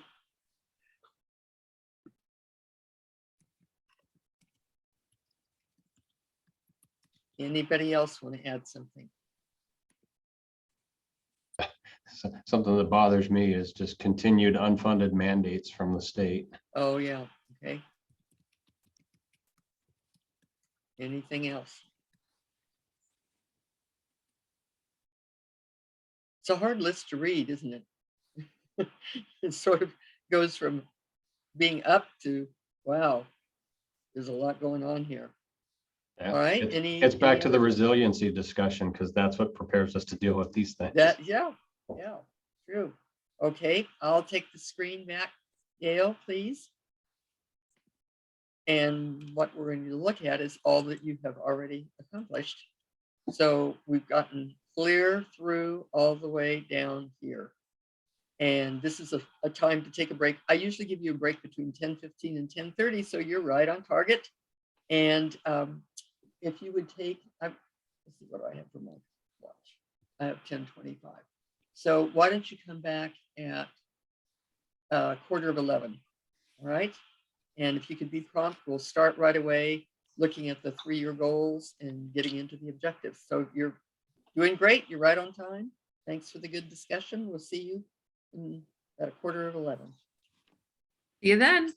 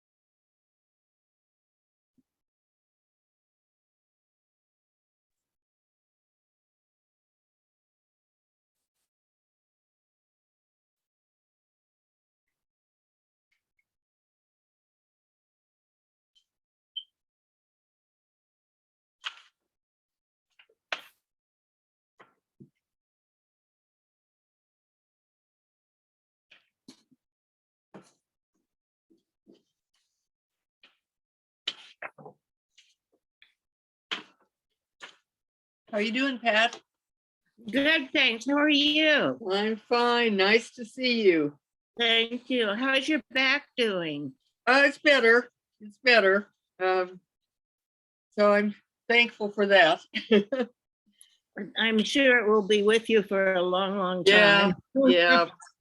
Well, I was walking around Lake Merritt with my husband, and we usually are down by the lake instead of up on the sidewalk. And for part of the group that we decided to go on, there were people who were selling different items, and we're walking along at a good rate. And all of a sudden, I fell forward on both knees because one of the people that was selling things had put a bag of his items that he was selling, and he put it right on the sidewalk.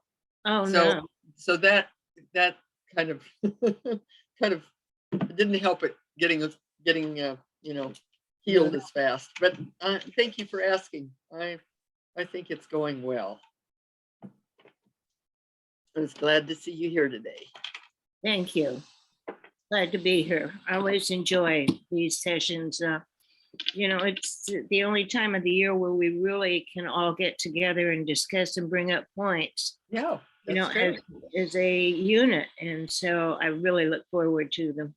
Well, I know the first time I was asked if I would do Zoom, I thought, I don't know how to do Zoom and do strategic planning, but I decided as if I could do it using exactly the same process so people were comfortable with it, which meant small groups.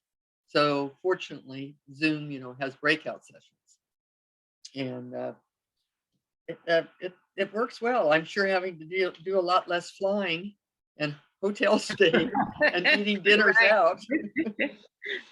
I do the in-person participation rather Oh, than yeah. Zoom. Yeah, that is good. Socialization is a little So more I don't know if difficult we'll to ever do. get back to that. Right. And you think it is, and then another variant shows up. Yes, right. Yeah. And then I know I have friends who absolutely refuse to get vaccinated, Oh, I know. and I don't like to associate with people that No. are not vaccinated. Yeah.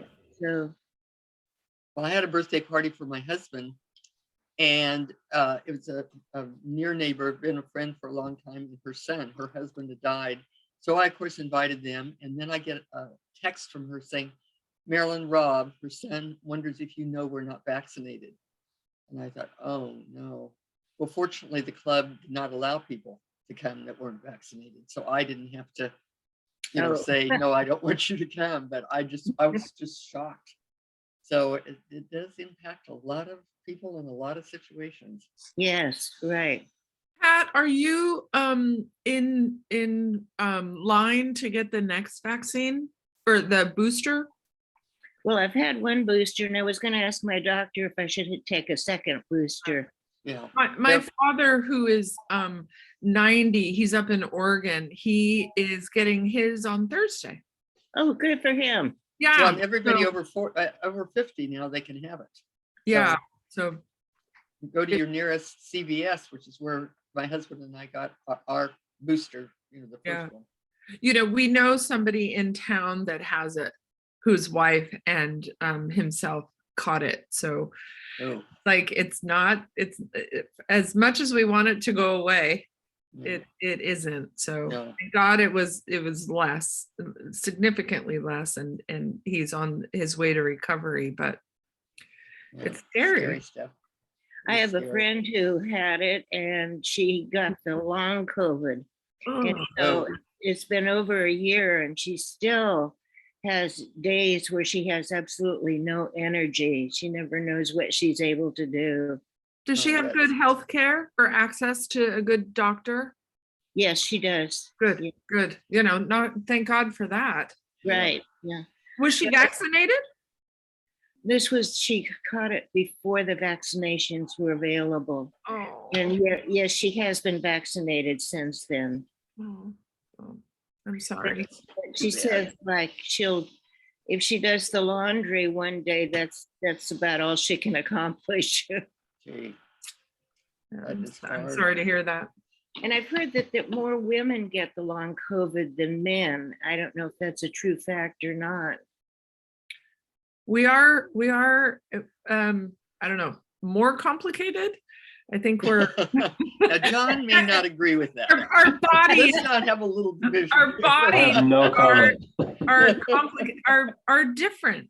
Hey, that- Jeff and John, the other John, you got to come back. John's all by himself.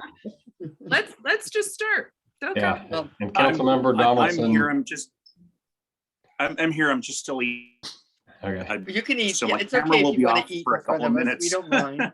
If you eat Okay. on screen, I will too. So come on. and Yeah, if you Councilmember wanna eat on Donaldson. screen. is- Actually, you're gonna get a lunch break too, you know? Yeah, Okay, I think Council- Karen's got Marilyn- her hands Marilyn, full, real so I quick. don't think she'll be in.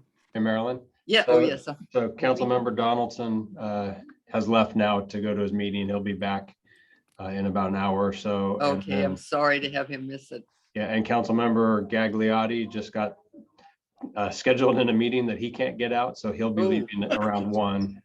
Oh, oh For how dear. long, That's- John? How long will you be gone, Mr. Gagliotti? You need to unmute yourself, John.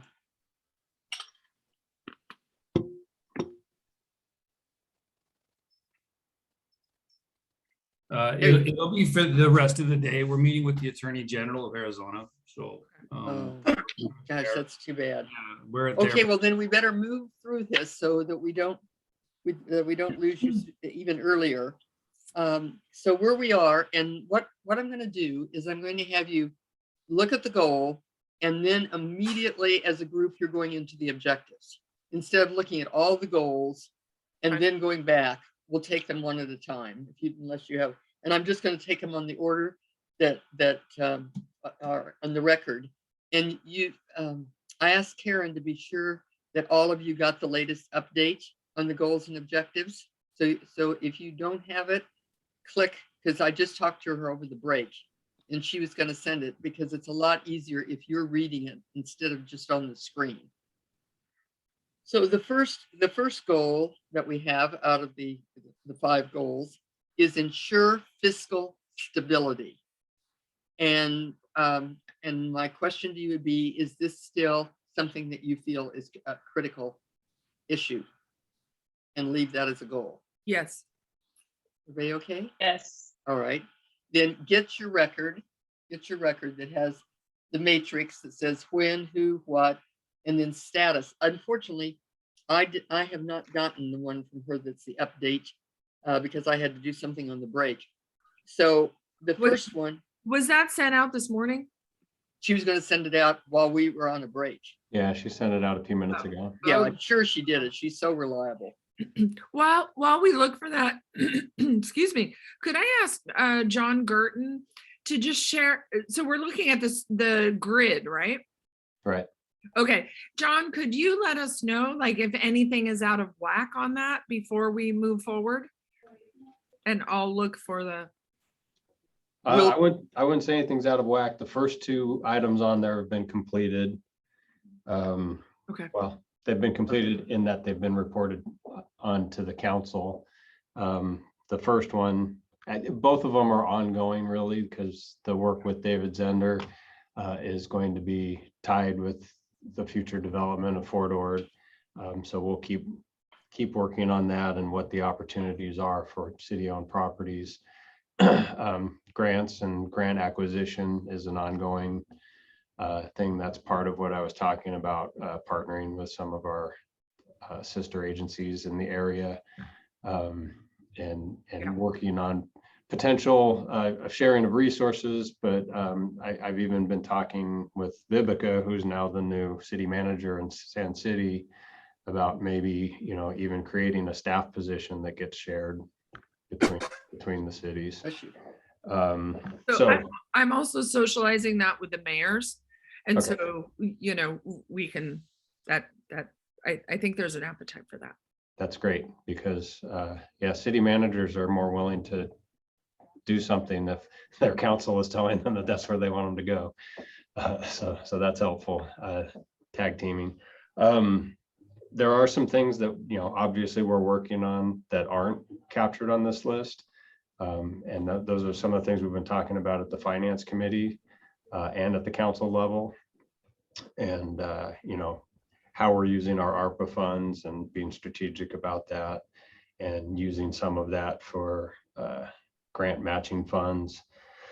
You know, some of the getting staff trained on how to use MIP, the financial software, and bringing some of that expertise in-house so that we don't have to rely on consultants for that, and we have more financial expertise on staff.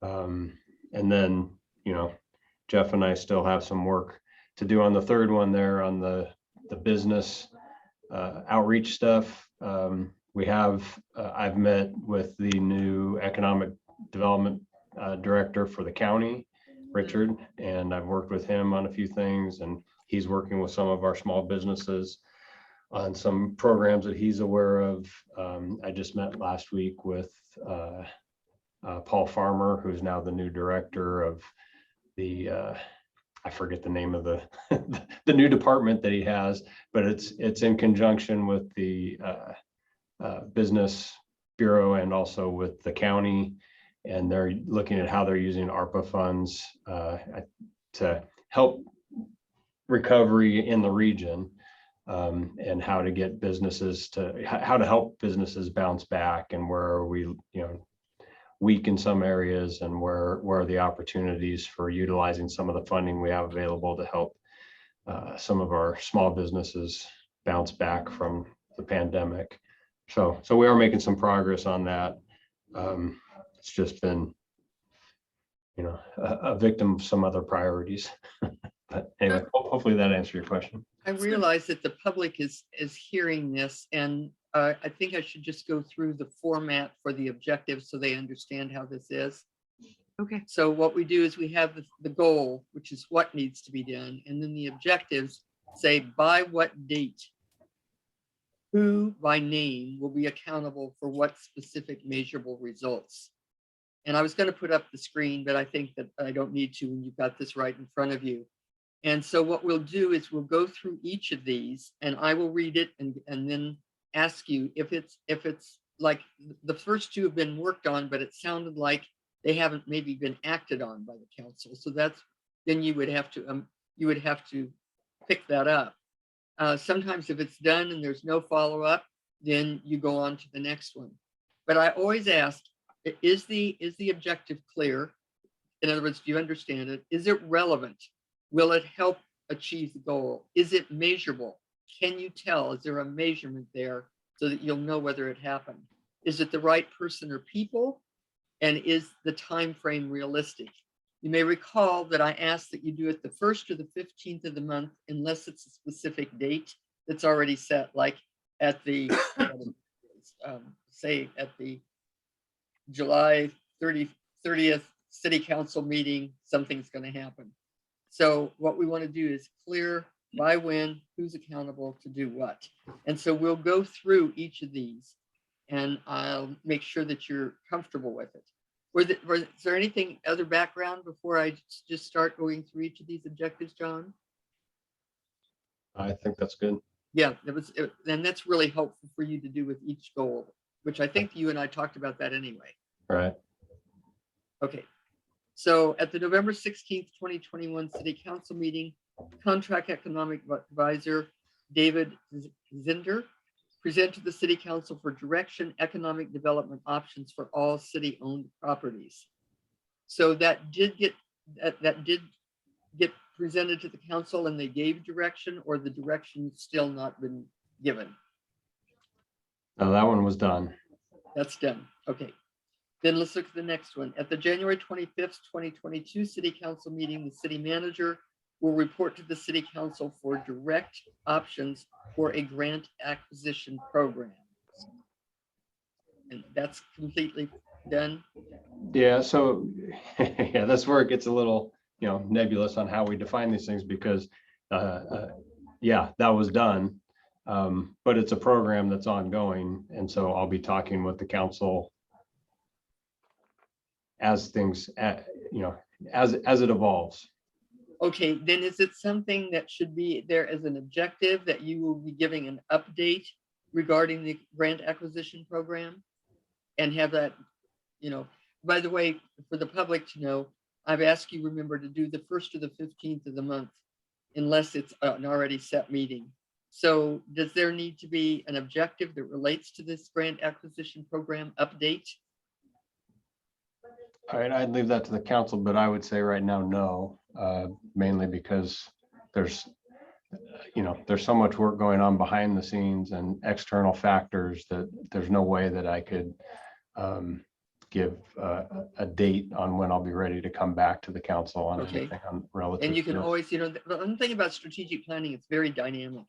You can add objectives or take away objectives, and you don't have to wait around for 6 months to do it.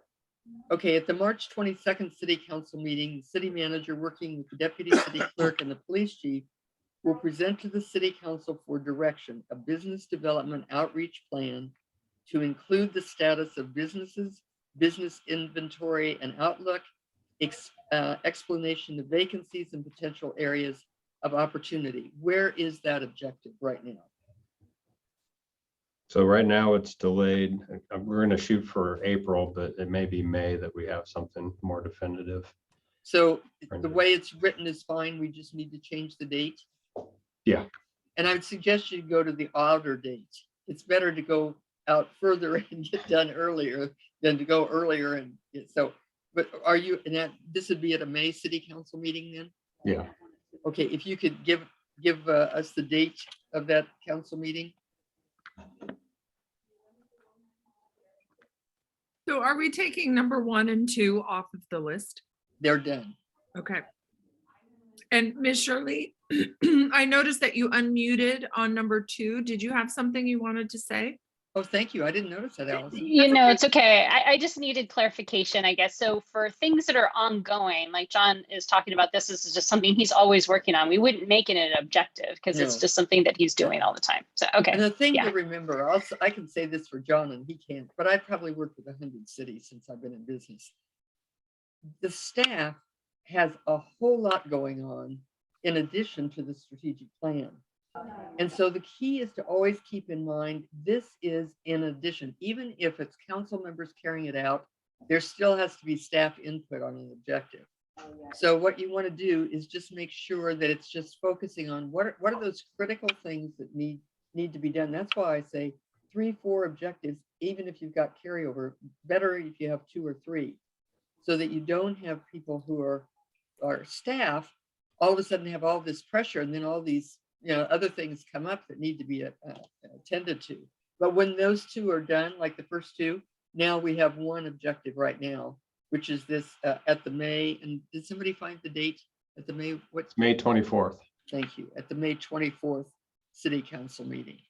I appreciate having John kind of walk through those. Yes, he'll I do that don't each remember time. in the past having our city manager walk through those. I mean, we all know what has and hasn't happened, but I appreciate his input at the get-go. Yeah. And also this discussion about what is ongoing and what we should be strategically kind of focusing on. So that's great. Thanks. Good. Good. Okay, we've got 1 objective under here. To ensure fiscal stability, what comes to mind as to what should be done between now and, I don't know, we talked about between now and November. Isn't that what we talked about when we did our planning? I'll look at my calendar. So John, just so we're all on the same page, so we don't need to discuss ARPA funds at this point?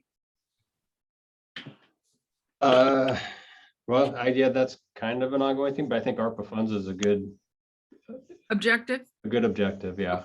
Okay.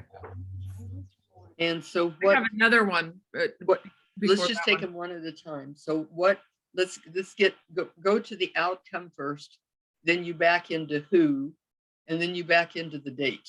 So those 3 things are in that order. So how would you suggest, and Gail will be writing up here, how would you suggest that be worded? Remember that you've got to make it measurable.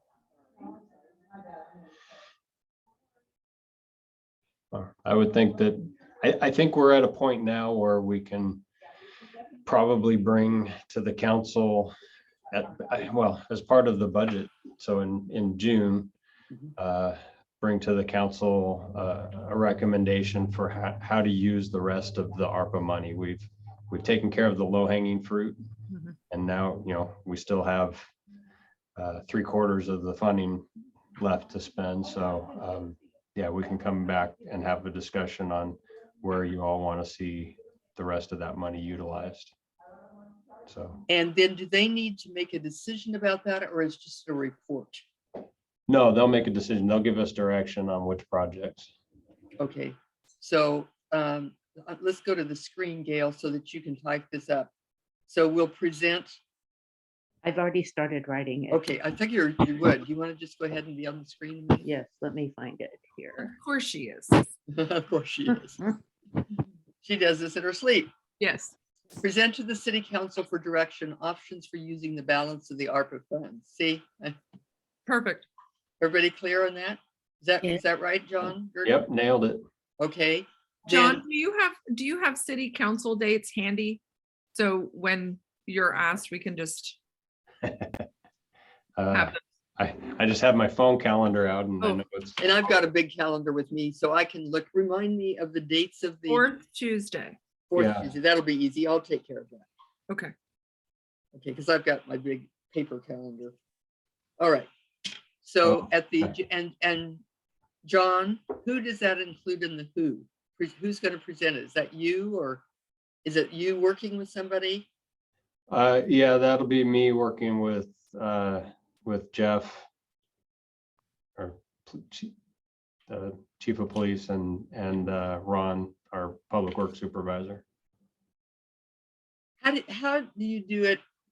When do you use chief of police versus when do you use it that he's the assistant city manager? I just use them interchangeably because chief of police was less words to write. But in this case, You're after Gail's heart. he's the assistant city manager. You could just put ACM, actually, that works. Yeah. Okay. And the public works superintendent, you said? Yeah, Okay, Is he the assistant to the city manager or the assistant city manager? assistant city manager. Oh, okay. Then Yeah. we can use You can ACM. just do okay, so ACM. let's read this here. At the June, and that date was what?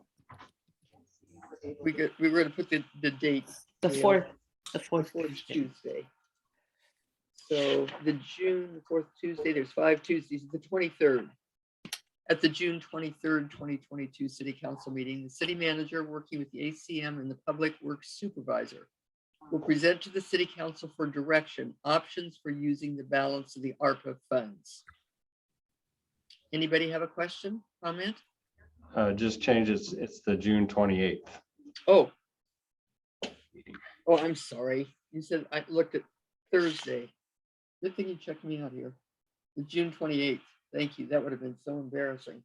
Embarrassing anyway. Okay. All right. What else is realistic and will have an impact as an objective under ensure fiscal stability? I would like something about negotiating with the parks for the 17 acres. And where are you in that process? Have you already started it? John, what are your Yeah, thoughts? well, it's been kind of ongoing for a couple of years. It's on hold right now until we find out what happens with the FORTAC ballot initiative. We could push it out until September. Yeah, depending I don't on what want- happens with the initiative, if the initiative is successful, I don't know that they're gonna wanna Yeah. proceed with it, but if it's not successful, then I think Raphael wants to sit down and start talking about it as soon as June, so yeah, So September. what would you say the action is, John, before we get to the dates and the who? Well, what would you guys say? It's probably September is a good time for an update. Yeah, don't worry about the date. Just what's the outcome? Yeah, that you're looking at. provide an update to the council on the status of 17 acre discussions or negotiations. because I can't dictate to Raphael how hard to push his board. Kim can, but I can't. Okay.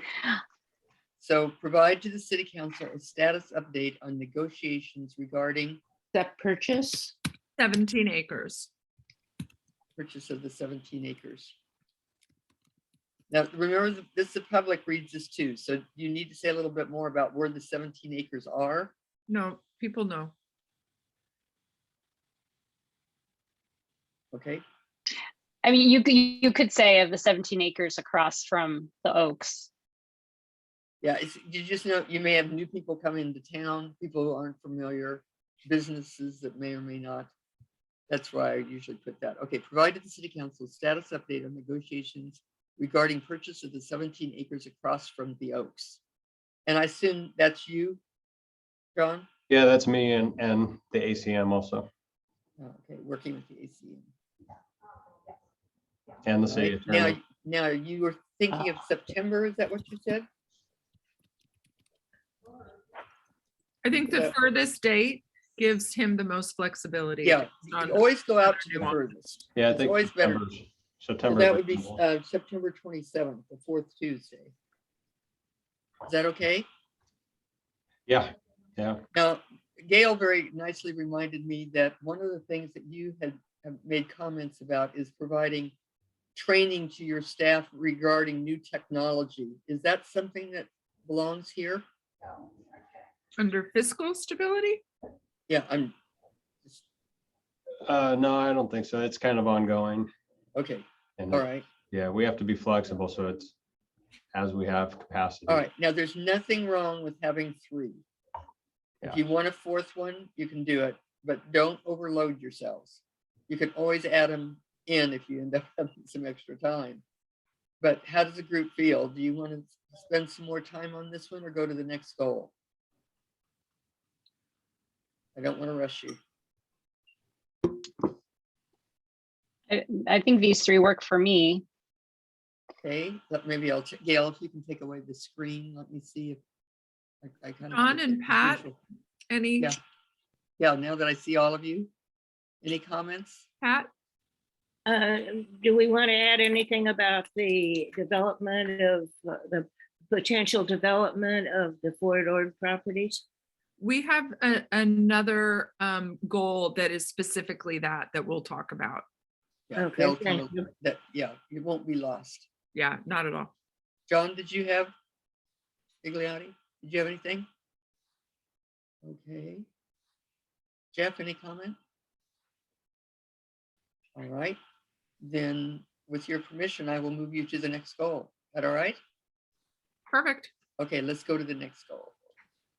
See, the group is small enough, we can all do this together. That really helps. So those are the ones on ensure fiscal stability. Update the city's general plan, beginning with the housing element. And if you'll look at your copy of that record, why don't you do an introduction as to what's been done in this area, John Burton, please? Yeah, so so we had some things on here that were kind of putting the cart before the horse and didn't really fall within a process timeline for a general plan update, or whether or not a general plan update was even what we're talking about. I think terminology was getting us mixed up, especially when you start talking to planners. So we have three on here. One's completed. That's what we just did last week with the housing element workshop. And then we'll be finalizing the cycle 5 and starting the cycle 6 process. And then in terms of general plan, I think what I'd like to do is schedule something in August or September to actually, and probably, well, I don't know. I don't want to commit to that. Let's just say something in August or September to have a broader discussion about general plans and what goes in, what are all the different components of it, an amendment versus an update versus just administrative cleanup, that kind of stuff. Because I think part of the genesis of this discussion of updating the general plan was really just talking about administrative housekeeping and cleaning up some terminology like definition of family, things like that. And those are things we can do anytime we want. They don't require an amendment. They don't require updates. And they most importantly, don't cost a lot of money. Yeah. If we do it as an update, they end up costing us a lot of money.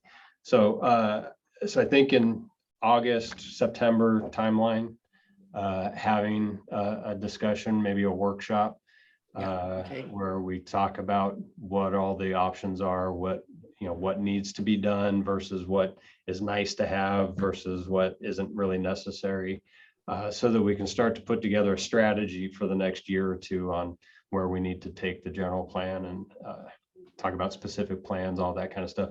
I think we'll have a little bit better roadmap then for some of our city-owned properties as well, and that's all key components to the general plan.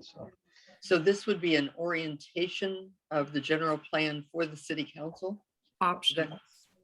Yeah, kind of a workshop where we Workshop. we talk about things and get some direction and then come back. And that'll help us then map out what the timeline looks like, because then we know where we're going with. Okay. John, I would suggest including the planning commission on that. Yeah, well, that's what I was, that's where I wasn't committing myself. I was debating while I was talking in my head of, do we do the planning commission first and then come to the council, or do we do a joint meeting? And And we can wait for a minute on that. Yeah. When we get to the other objectives. It'll definitely come to both bodies, whether it comes concurrent or separate. I'll need to strategize that with Alex and Denise on, what they think works best. Okay, anything else you want to say before we look at the objectives? And Nope, I'm good. okay, Gail, why Okay. don't you put that up on the screen? And Kim, were you going to say something? Yeah, I just had a question for John. So John, where do you see this goal in relation to our other goal of develop city-owned properties sustainably with public input?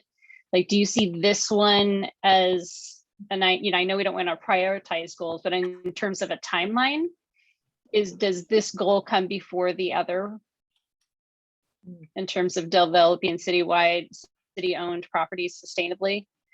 I mean, there may be some components that are concurrent, but Yeah, I think that they're probably, more likely to be concurrent.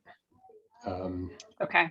Yeah, but, our general plan and housing element, all the components of the general plan guide what goes on out there. So they're definitely tied together.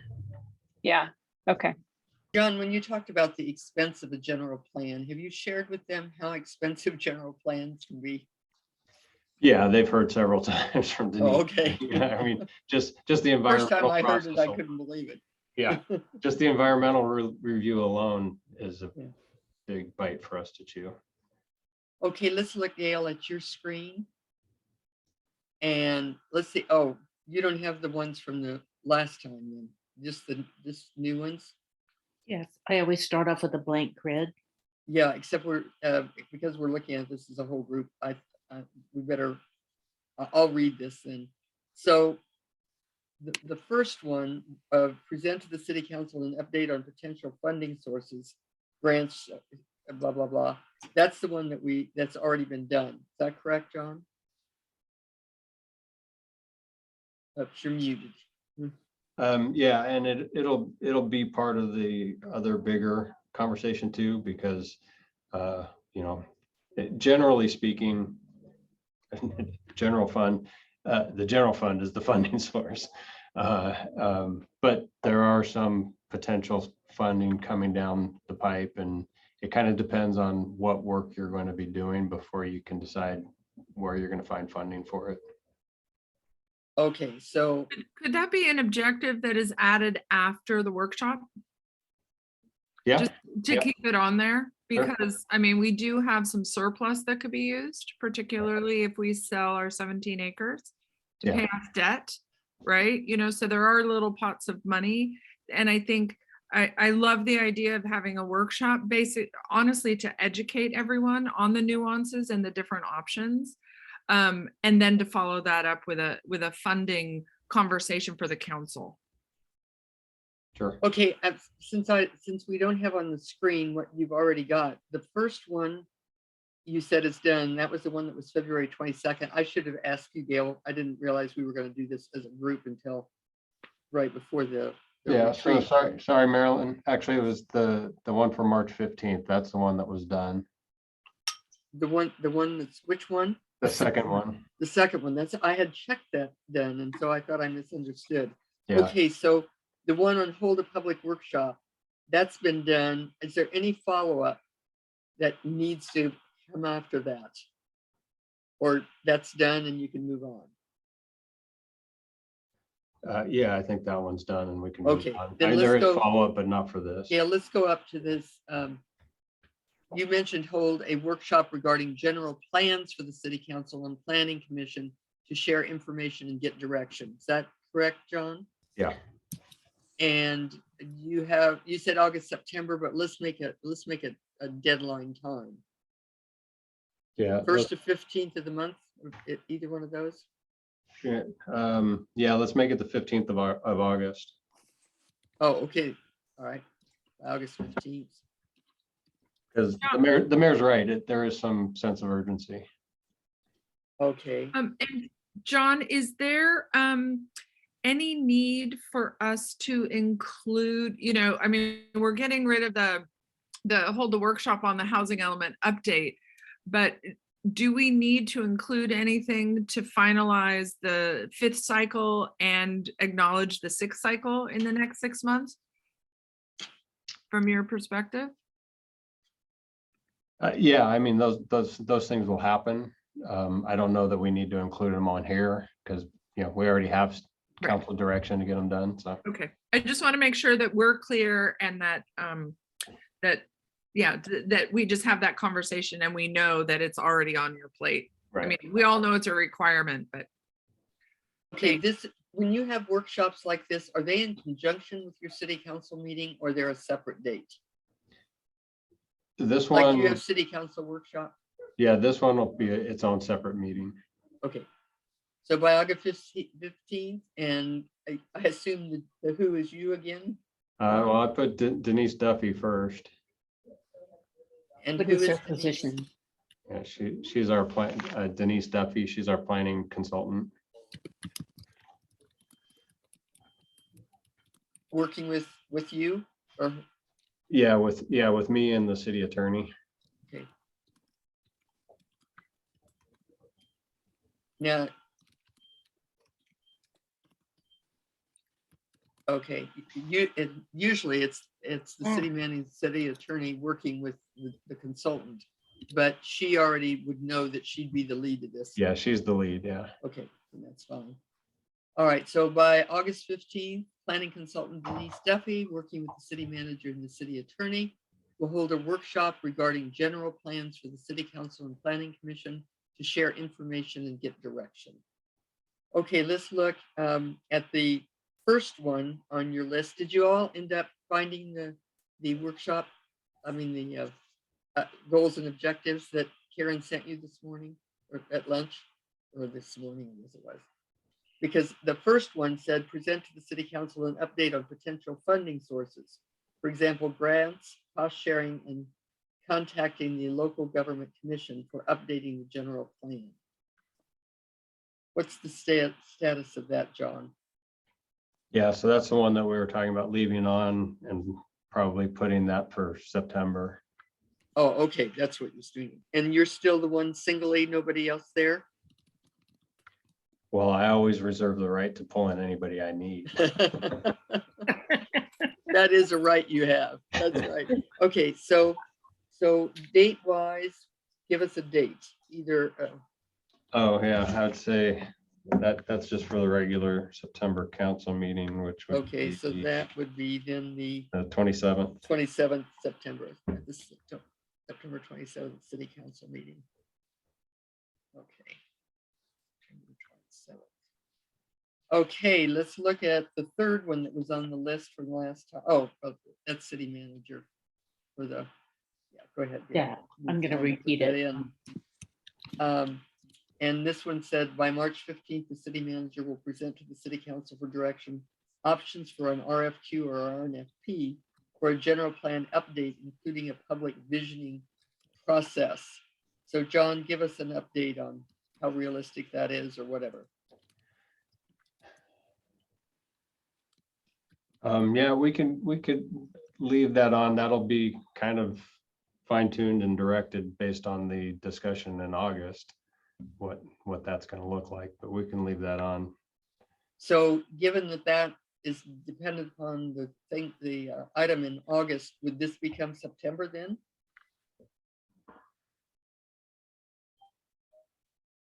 Or October? Probably October.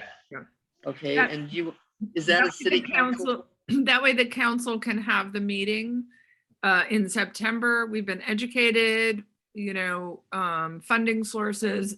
And then, yeah, October makes sense. So do you want it to be an October council meeting date or just the 1st or the 15th? Yeah, council meeting, October 25th. Okay. You found your calendar faster than I found mine. Okay. And so who's the who? Only you or somebody else too?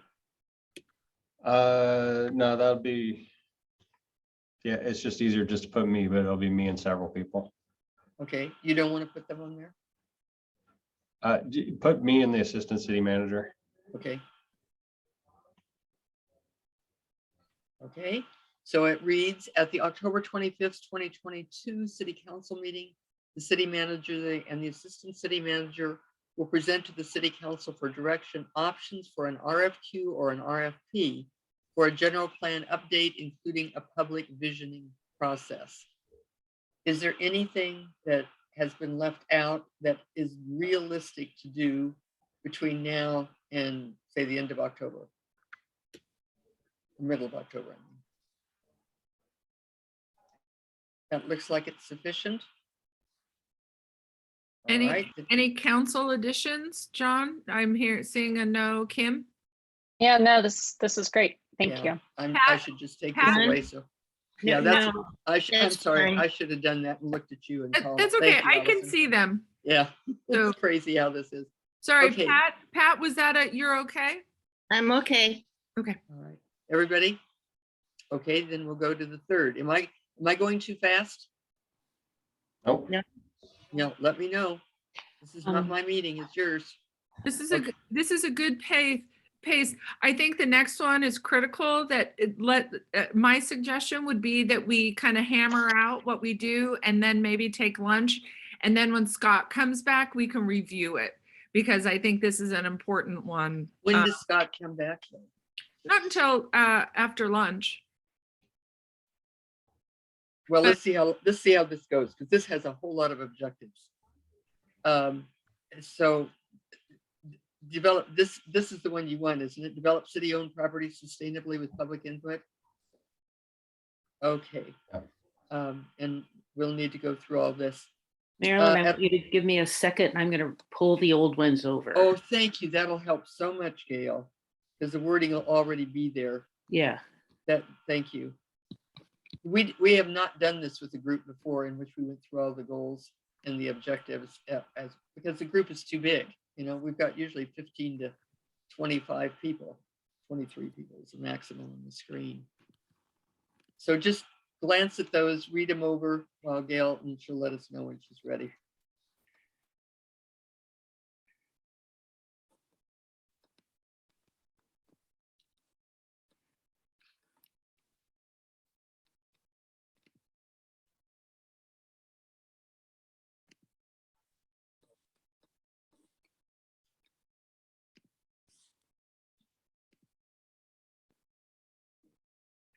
There they Good are. job. Thank you, Gail.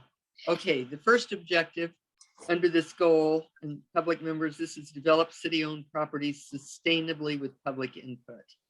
The first objective that was listed last 6 months ago, and now we're reviewing as to its status and what the next step is.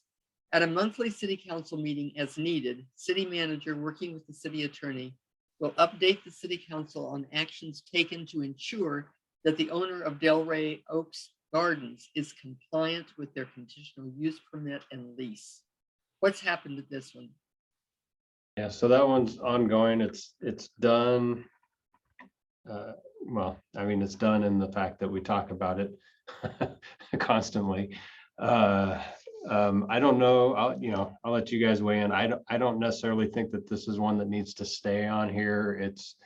It's something that's always on our radar, and I think we have a good strategy now for going forward and addressing it. And actually, I just drove by there yesterday and got a picture from Councilmember Shirley, all of which will help move us forward in this. But I don't think it's something that we need to track on here anymore, unless you guys Okay. feel differently.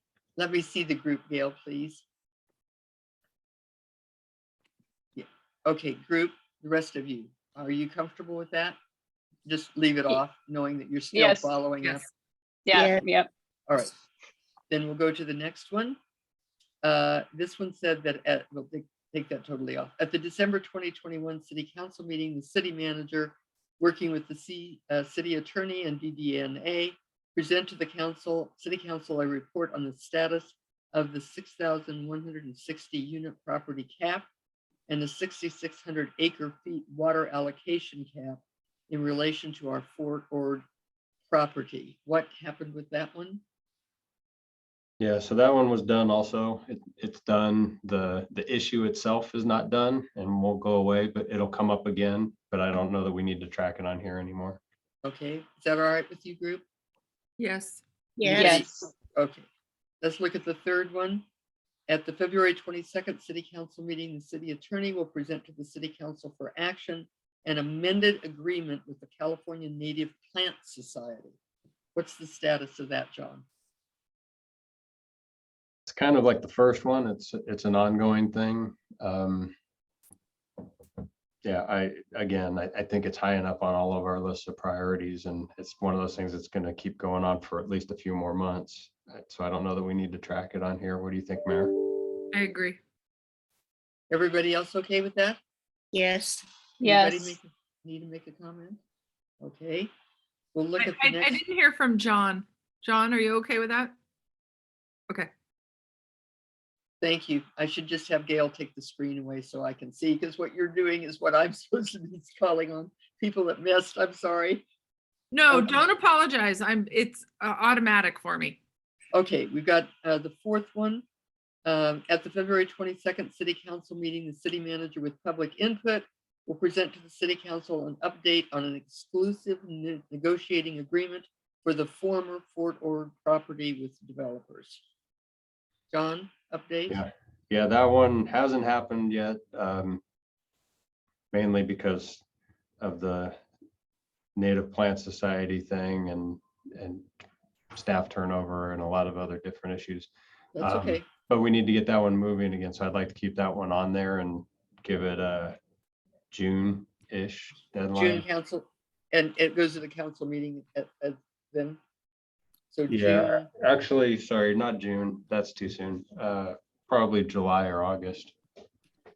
okay, probably want to put August then if you think it might be August. Yeah. So August would be August 23rd. That's the city council meeting. So it would be at the August 23rd city council meeting, the city manager with public input, present to the city council an update on an exclusive negotiating agreement for the former Fort Ord property with developers. You had a lot of objectives last time, so I'm sure you felt overloaded. At the February 22nd City Council meeting. the city Wait, man- sorry, Marilyn. Can I Yeah. just had a question Oh, I'm for sorry. John on this one? John, can you help me understand?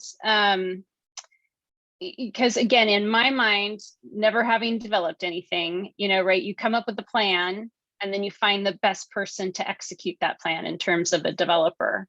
So if we move forward with E&A with a developer before we have our plan, and when I say plan, I guess I'm thinking of whatever, general plan amendment or whatever that is, that seems like kind of backwards to me. So can you help me understand that better? Why we would have this first before we have the general plan amendment and sort of public visioning and all of those things that I see we would need as information to move forward with a developer who can then bring that vision to life, essentially.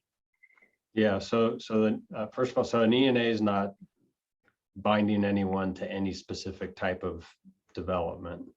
So it's not Okay. binding anybody to, you can only build this type of housing, or you have to build this many parks or anything like that. It's just, Okay. you're the only developer that we're going to be working with and going forward. And then, so general plan is, like a lot of the work we're doing here, it's a very broad policy document that doesn't really get into specifics necessarily of where does the park go, where do the trails go, where does this Right. specific type of housing go.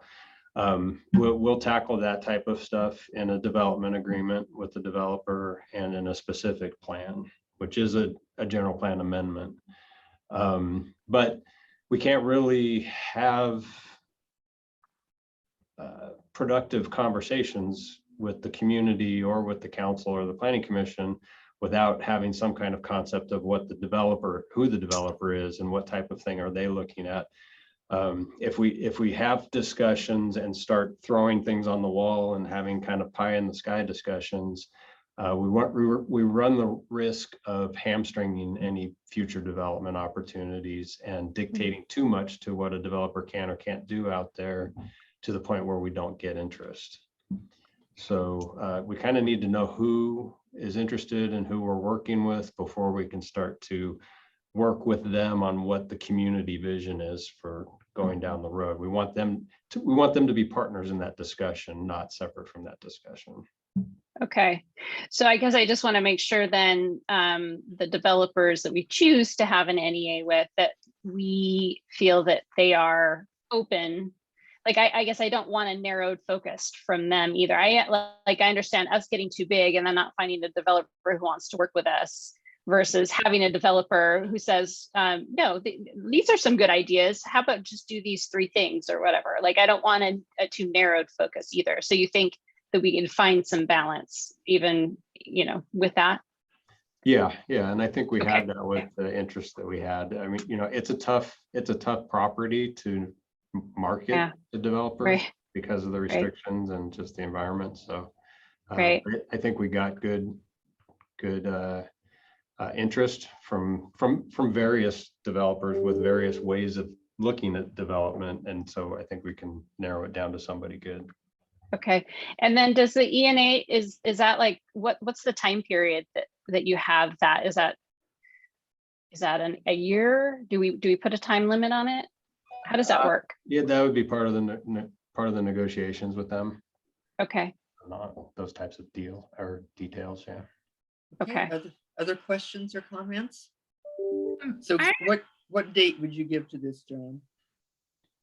I have a question, John, about, the RFP or RFQ that went out was about the entire property with, 360 acre feet of water. I would love to have a discussion about whether that's the right use of all of that land. The RFQ was put out years ago in, frankly, a different situation.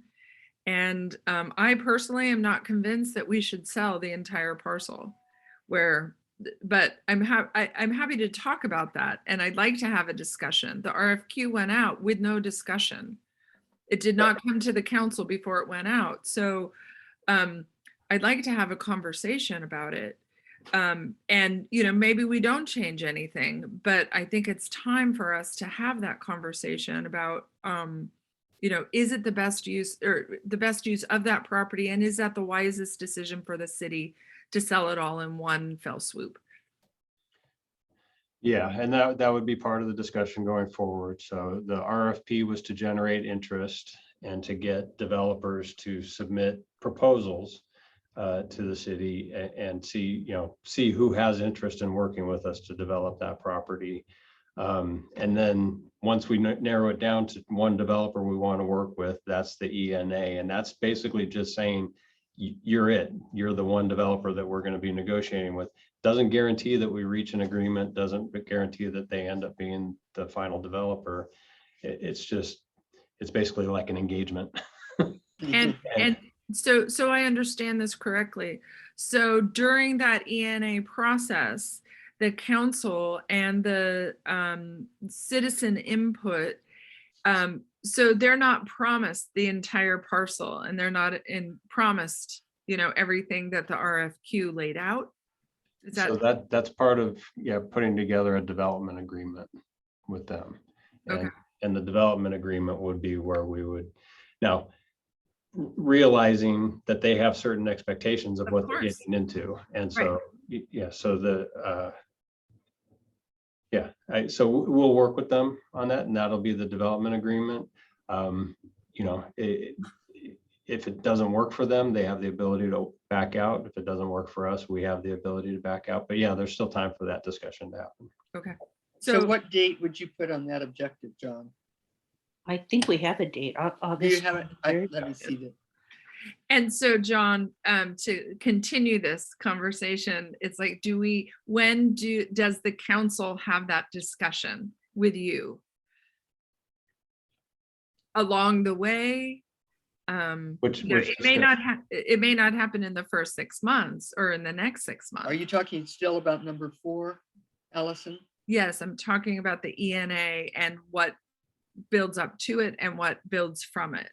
Yeah, so To the see ENA, if we need to add another objective or what is included with this. So bear with me, Marilyn, just a minute. so the ENA will have to come to the council for discussion, and Okay. that'll come to closed session Okay, initially to talk about. Okay. Thank you for walking me through that. Yeah, Okay, and the date is what? Did you get that, Gail? I didn't have it down here. it was August 23rd, I think. The August, this one right here. Oh, that's right. I even looked it up.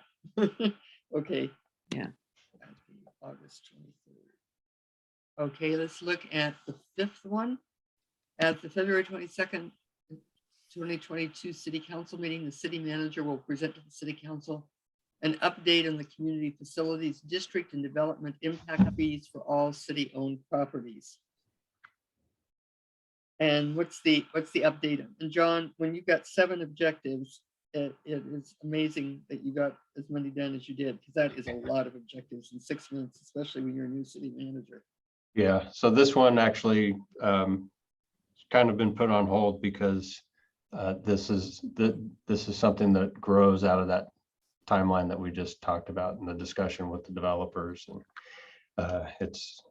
I can't even imagine what a community facility or financing district looks like until I know what the.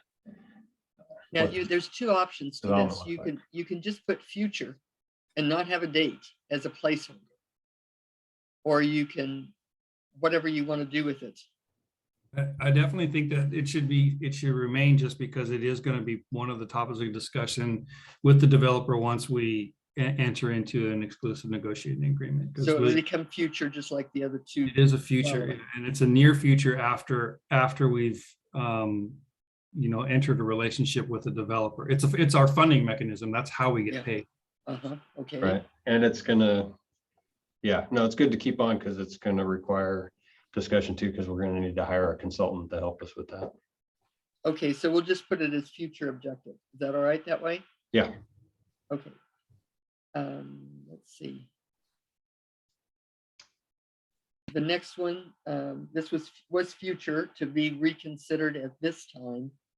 The city manager, with input from the Parks Committee, will develop and present to the City Council and the Planning Commission potential guidelines for use of city-owned property by the public. Update on this, or if it's future, sometimes nothing's done with it except it just sits there as a future consideration. Is there anything that you want to comment on, John? No, well, no, Mary, do you have something to add to that? We're kind of working on a strategic plan, or we're going to be working on a strategic plan that I think addresses this.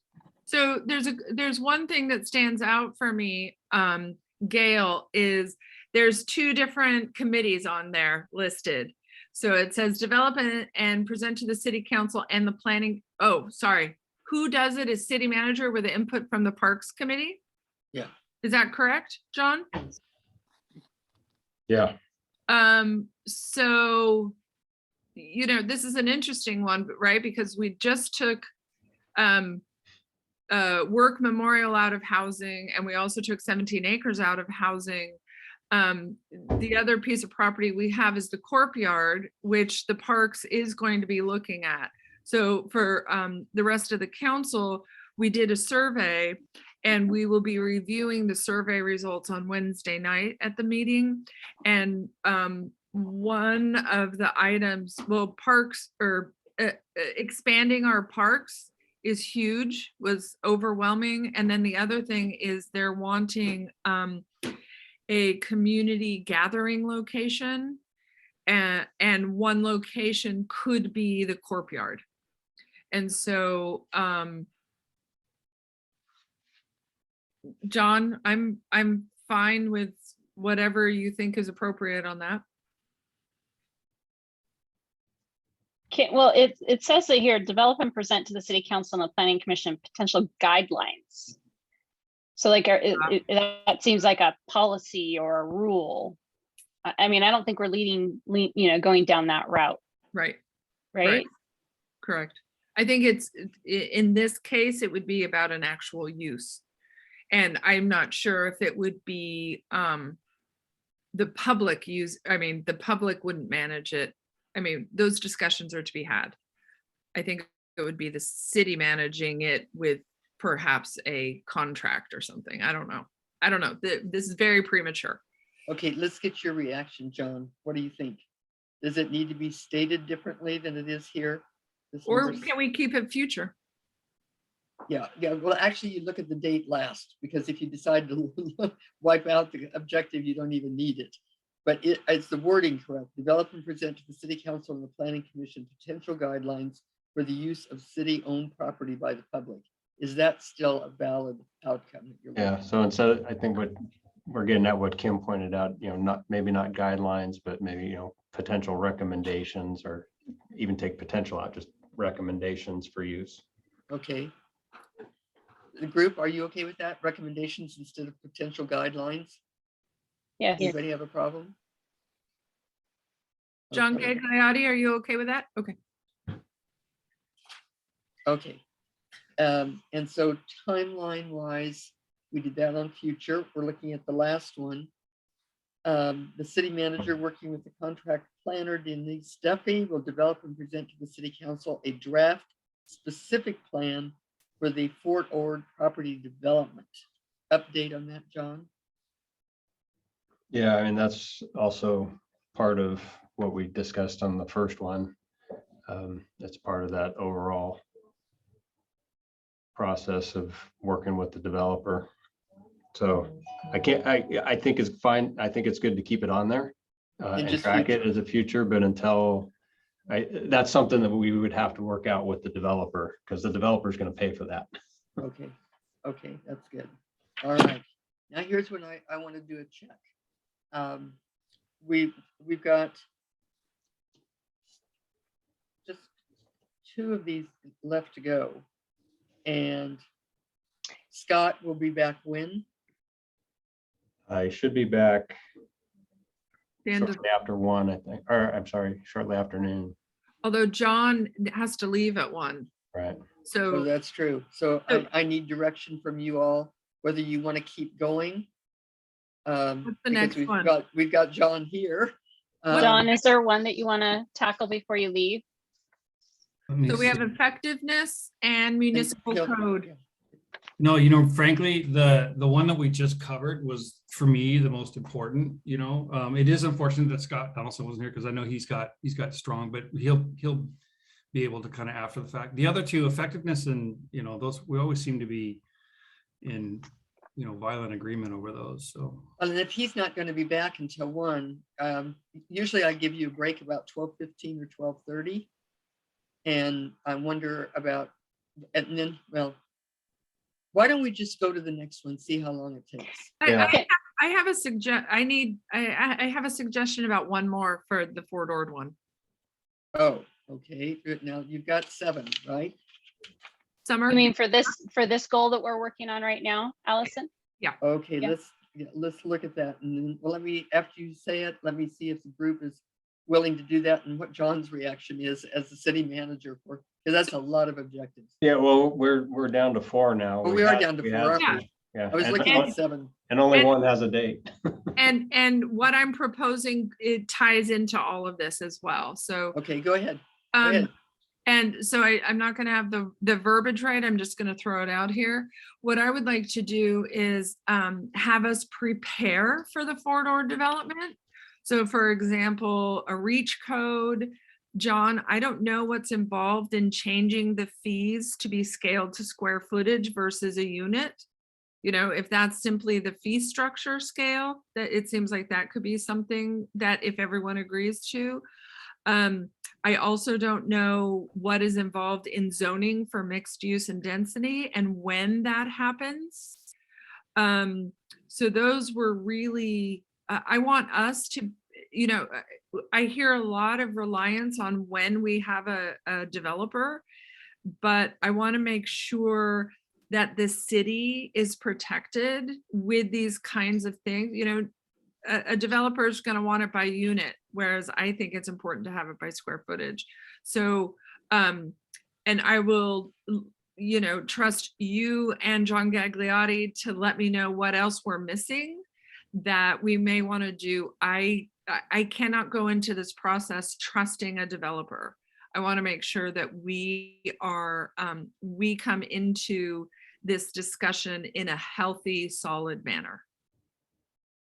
Okay, let's Can have I some just- feedback. These are all good. These are all good topics of discussion when you actually are in discussions with the developer. We're not going in blind and we aren't going to be uncounseled. I mean, we've got a very solid team in, you know, with Denise. I've developed with Denise and she will be in, you know, intimately involved in all of these discussions. And so when we are having this, I mean, I think you're right. The developers are always going to push, you know, I mean, as a developer, I'm always pushing to see what I can, you know, lower my cost of capital or lower my you know, my operating cost, my development costs.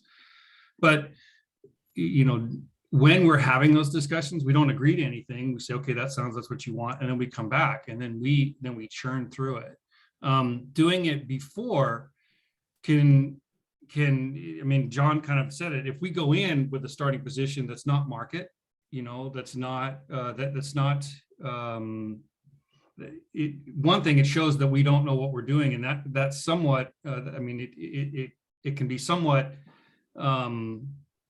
harmful in further negotiations because the developer goes, oh, I'm not necessarily dealing with with a well-counseled or sophisticated kind of jurisdiction, but I think maybe it would be better if we had maybe somewhat of an education, but defining these things now can presuppose us, can lock us in, can hamstring us. And I think that's an important thing. You know, also too, part of negotiation is also leading the developer. You know, you can kind of sometimes play Columbo with the developer and like, I really don't know what I'm, you know, yeah, maybe, and then, you know, let them basically be more candid and more open on kind of what their desires and their needs are, and then coming back with kind of a sophisticated or a well thought out response. But I don't want to go in with hard and fast, you know, we need to have this, we need to have these are our criteria for you developer to develop on our land. I want priorities. And I feel like, you know, there's this feeling like there's not anti-development, pro-development. For me, it's about what is important to us. Is having mixed use important? To me, it is, right? And I'm guessing for you too. Mhm. And so, and the reach code for me, right? I want electric. I want all electric. And for me, that's a priority. And so it's kind of like our earlier conversation about values, right? From where do we come from in our negotiations with a developer, right? And so what are those components of policy that we need to agree on before we go into a negotiation? What is non-negotiable? Okay. Nothing should be Anybody? non-negotiable. Nothing should be. I mean, that's the whole key of negotiation. You should go in completely open to everything, and you define what your limit will be in the negotiations. That will come out. But to start off with no, you'll get nothing. Okay, let's have some other people give some input too. I just think as a council, it's valuable if we have that discussion prior to going in. So what I'm hearing, John, is that maybe we don't set those standards before we go in, right? But like, it's like us having a little side meeting and saying, okay, before we Yeah, go into these totally. negotiations, right, this is what we want. And then we go into the negotiations completely open, but still knowing in the back, what we want to fight for. That's So I absolutely think, key. You definitely want to know what you want when you go into a negotiation. You definitely want to know. I mean, that's your goal. That's what you're So negotiating. it's a work. yeah, it's a so I work- think it's a that's what work- Allison is trying to get at. Like, as a council, we really need to come up with what we value prior to going into that negotiation. And again, whether that's a public discussion or do we set policy? It sounds like, John, you're saying maybe setting policy isn't the right way to go in because you start to hamstring yourself. Yeah. So, but I guess I fear this too. We end up in negotiations, and for me, it goes so fast. We haven't had a chance to discuss actually what is important to us, and we end up with something that we're not all satisfied with. So it's sounding like you're wanting to have a city council work study session regarding. Marilyn, this conversation is really important for us to have. If you could just allow it to kind of unfold. Oh, for no, a what few I'm minutes. just doing is seeing where there's, I'm not closing it. I'm Okay. trying to see where there's, interest in Right. anybody else want to say anything? I Pat, agree with everything Kim said. I mean, I think that's right. It seemed like that was great. coming out. I think that we need to know ourselves what is important to us, but we need to go with an open mind in talking to a developer. A developer is in this to make money, Mhm. and so it's negotiations and compromise on both parts. But we need to know what is important to us before we go into this. You're right. Yeah, I think we all agree it's how we get there. And, John has experience with development and I don't. I know Kim doesn't, and I don't know about Pat, but what is important to the council to feed to whoever it is that's negotiating. And so if that's a workshop, if that's a series of whatever, that's great. And what I mentioned are things that are important to me. So how do we do that? I'm totally open, whether it's a workshop, whether it's, a discussion or, whatever. John Gurton, what are your thoughts? Yeah, so it's, so just so we're clear, I'm not bringing an ENA or any type of agreement to you all to consider in open session without talking to you all about terms.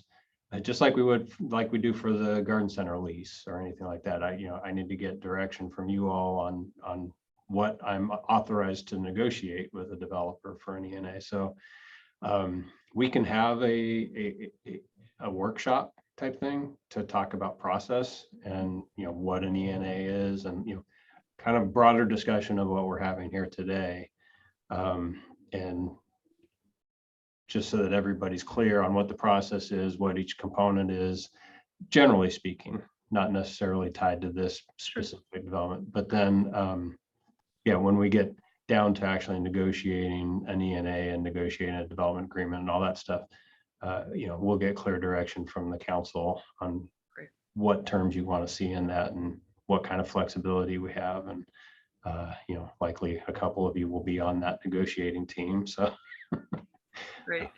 You'll have fun. John, You have wording that you want for that? Or go wait, ahead. hold on, John. So I have a question, John. So we figure out the ENA, and then there's time, whatever time there is, and then we have a development agreement. I'm just trying to find out, when does like public visioning and input, when does that happen? And I'm wondering if in that process, we as a council come in, like we're public visioning, we're talking to residents, and we develop what we want during that time. Is that, again, I'm just trying to think about this time-wise. Is that what happens in between when you have the ENA and a development agreement? Yeah, we can do all that as part of the development agreement. Yeah, because So- the so- developer is going to come in, the developers need to get the lay of the land as well. And kind of start putting, mapping out their budget, mapping out what they see as feasible out there. We have utility issues, we have water issues. There's a lot of things for them to address before they want to get into an agreement with us. They're going to want to know what our expectations are for parks. Are we going to need any additional public facilities, things like that? Those are all components we have to negotiate. So, but then is that, because our goal here says, developing property sustainably with public input, does that public input come before we have a development agreement?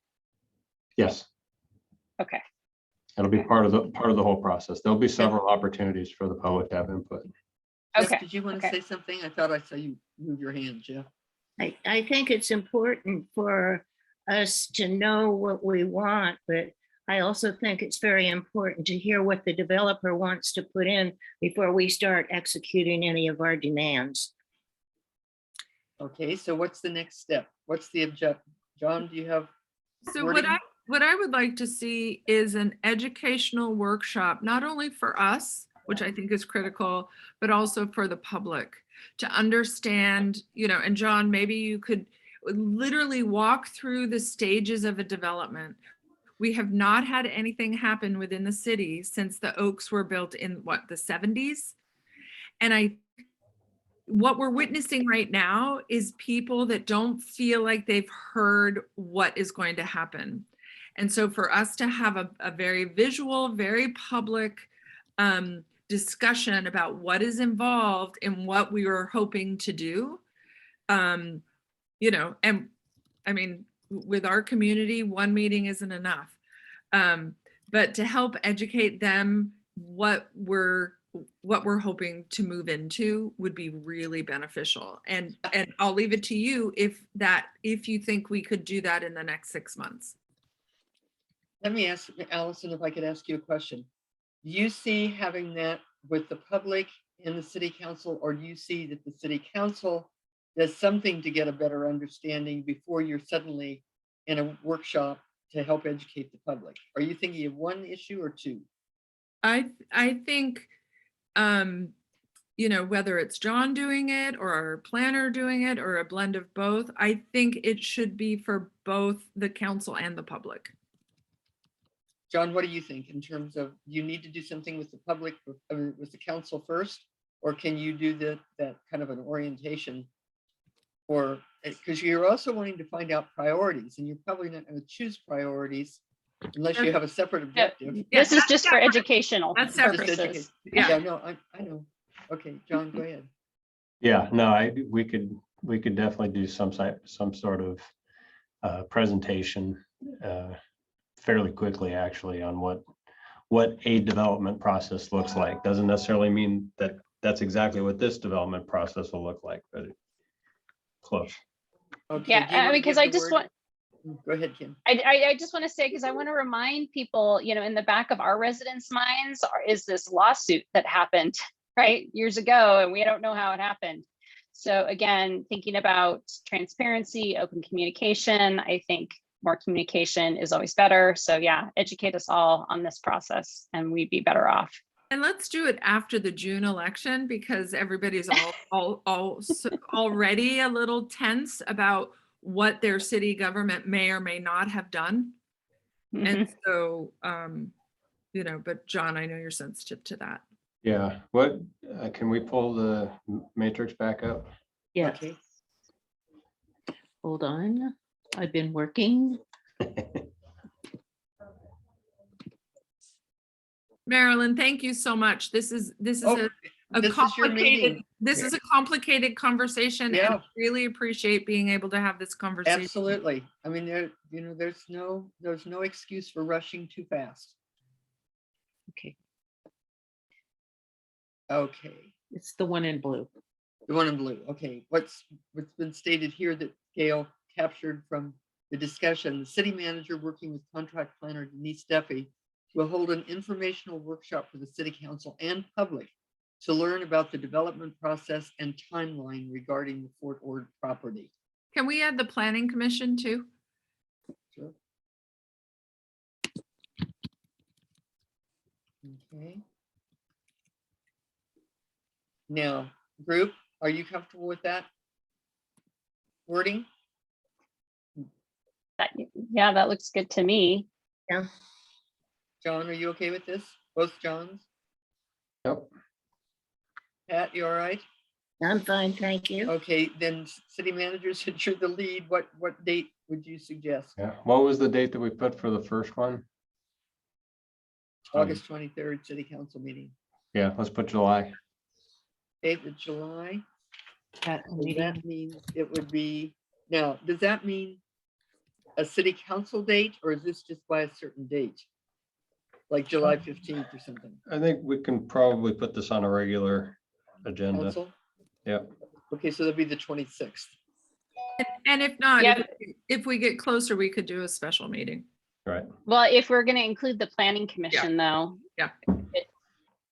Well, remember, every month when you do these updates, you see the column that says revised. It may be you'll have an X there and you change the date because more research is needed or whatever. So this is a dynamic kind of process. Okay, let's see. We've got, I guess we got through all of them, did we not? So we have 2 more to go. Oh, the two at the bottom. Okay. And these are future objectives. The city manager with input from the Parks Committee will develop and present to the City Council and the Planning Commission potential guidelines for the use of city-owned property. But yeah, we were into that. City-owned property by the public. What did you want to have be done? And with we're that? actually on to the next goal. That's now. right. I was. This was an add-on, this one. Yeah. This is the next goal right here. We have city effectiveness, and then what's the last one? The last one is municipal code. Okay, so these two should be much faster. Yeah. and I have a quick question. So we did have a task that was assigned to Allison, myself, and John Gagliotti in terms of the core values. Yeah. I'm wondering, is that an objective that we put in one of our goals, or is that just something we do to the side and we have a date that, I can- need a date? You can have it Because- on, you'll have to have a date, but it'll be usually it'll be on next steps. Where do we go from here? But you could also incorporate it if you Yeah, chose let's- on a goal. No, that's a great idea. I like Kim's idea because it shows, and it's probably under codes, right? Or I don't, maybe codes are, Municipal codes? well, yeah, sure. I think that's a good. Yeah, well, John, initially I thought that as well. Although I guess I don't know, we should review enhance the city's effectiveness and efficiency. I'm wondering if we'd even continue that as a goal. I'm not sure, but Actually, I I don't- like that goal, but are we, so one idea would be to actually have this under that goal. I would love to see governance and organization effectiveness, those words changed on that. Okay. Because thus far, we've always tended to focus on City Hall. But I think the job that the three of us do can help our governance effectiveness as well. Why not, okay, could we so that move could that go into off that goal. and close this off before we get into the rewording of a new goal? So Kim, were you suggesting that it would be an objective? I was just asking, but I think that what might be good to have a date. I need a deadline. And Yeah, this I think it's a good this is idea. this is for the definitions of your core values. Correct. Okay, and where do you all think this is best to be put in? The next So- item, Oh. So enhance Oh, the okay, I city's didn't know you were gonna effectiveness and start the efficiency. next one. yes, If you can hang in there, that way we can keep John. let's If you do can it. hang in there to do the next one, this is your meeting. Remember this, not mine. Let's do it. Well, we have John. And we can Okay. review all of this with See how Scott. important you are, John? Okay. He knows that. Did we finish the last objective on that? Yes. On the public input? Yes, Okay, good. completed 3 goals. All right. So enhance the city's effectiveness and efficiency. And now you would like to interject, say your word because I didn't know you moved on to the next goal. Allison. This could perhaps be yet again another definition. Thus far, we've talked about, a lot of city hall effectiveness, whereas I'd like to see governance effectiveness. And that could, and what we just discussed could go under this one. And what do you see as the difference between cities and the governance? For me, it's just a nuance. Okay, And, let's how have the we've public approached look it at in it. the past. Will the public know what that means? Governance versus organization.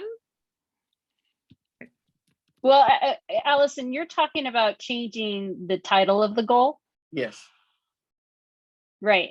Okay, I'm watching the cursor, but are we not talking about this objective right now? We're talking about the title of this goal. right. Before we go okay. into the objectives, be sure we've got the Okay. goal right. I understand where the mayor's coming from, but for me, just leaving it at cities, first of all, it's shorter. But it also, cities encompasses everything that we do at the city level. Okay.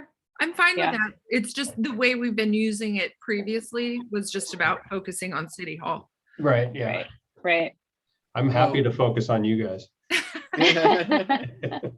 Delegate some more objectives to them. That's what I think.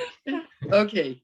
The first one was at the December 14th, 2021 City Council meeting. The city manager will present to the City Council for direction options for the use of the ARPA funds. Yeah, and that one's done, and then we revised that and moved that up to the financial considerations one. Okay, So we can take that out. all right. That goes. Number one is gone. Number two, by December 15th, the city manager and the chief of police will research and present to the City Council operational strategies and technology options for safe public meetings. What's happened to that one? Yeah, that's also kind of ongoing. We've already presented that to the council. Generally speaking, from a terms of technology, we need to come back and have another discussion about what our meetings look like going forward, and are there any other capital or infrastructure changes to City Hall that might be recommended before we come back and have in public meetings. I don't How know, would what do you you state think, that John? objective then, John? I think we've got a lot of the base technology stuff already ordered and ready to go. Although we're finding out more and more issues and problems that other cities or other jurisdictions are having. And a lot of that has to do with staffing, especially because it's very heavy staff reliant to do like hybrid meetings. So I think I don't know if we necessarily need to keep it as a goal because it's going to be ongoing. I think we've achieved the initial goal that we set out to do, and we're well on our way. I think it's more of a day-to-day operational thing that we figure out as we're going. But I'll leave that to you, boss. Yeah, no, I agree. Okay, how about the council? I'm fine with that. Yeah, I'm okay. Everybody okay? So we'll take that one totally out. Okay, we're looking at the third one. At the January 25th, 2022 City Council meeting, the city manager working with the deputy city clerk will research software options and bring a recommendation to the City Council for action on digital agenda packets and record management. Yep, and that's done. We're in implementation mode now. Okay. And the next one is at the February 22nd, 2022 City Council meeting. The city manager working with the Regional Government Services contractor and the deputy city clerk will implement and report on the status of the personnel manual and new procedures, including onboarding employees and elected and appointed officials. What's the update on that? Yeah, that one's still ongoing. That one's probably going to be the May. Let's just change that to the May council meeting. The May council meeting. Okay. John, do you see a need to divide that in between the personnel manual and new procedures for elected and appointed officials? Is there any reason to do that? Or it seems to me that they would be different documents. They are, yeah. Do you want to split them? Is there an advantage to splitting them? No, I think we can get them both done at the same time. Okay. So it would be at the May 24th City Council meeting, right, John? Yes. Yep. Okay, what else needs to be addressed? Because we've got one objective here. What else needs to be addressed to enhance the city's effectiveness and efficiency? And let me just take the screen away, Gail, and let me see the group. Okay, did we give a timeline for the defining the core values? No, we need to do that. Let's do the last possible opportunity. Are we talking September as the last possible date? Or maybe October 1st, maybe. Yeah, let's do You do- October 1st. That way, you know, it takes us a little while to do subcommittees and, you know. And if we're done in July, everyone will be excited. Yeah, you make it so excited that you'll have it in June. Howdy. Okay, so by October 1st.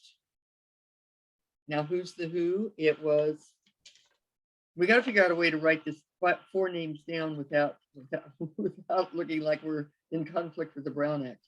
Because we've got Allison, Kim, John, and Jeff. Right. So maybe we just say the city council. Anyway, how do you want to say this? Develop definitions for each of the city's core values and present to the city council for direction or action. You can't say for approval, that's against the Brown Act. It says then that you pre-decided you're going to approve it. Okay, develop definitions for each of the city's core values and present to the city council for direction. Well, I mean, we will need to work separately in Yes, yeah. twos, and then this group will come together to have a Brown Act meeting. And then after we come together, we go to the council. So So- instead of develop, say present definitions for each of the city's core values and present to the city council for direction. Yeah, But you can present it as a group. Right. well, we are, yeah, But that Yeah. means that, Yeah. that you have to partner yourselves. Maybe you need to decide.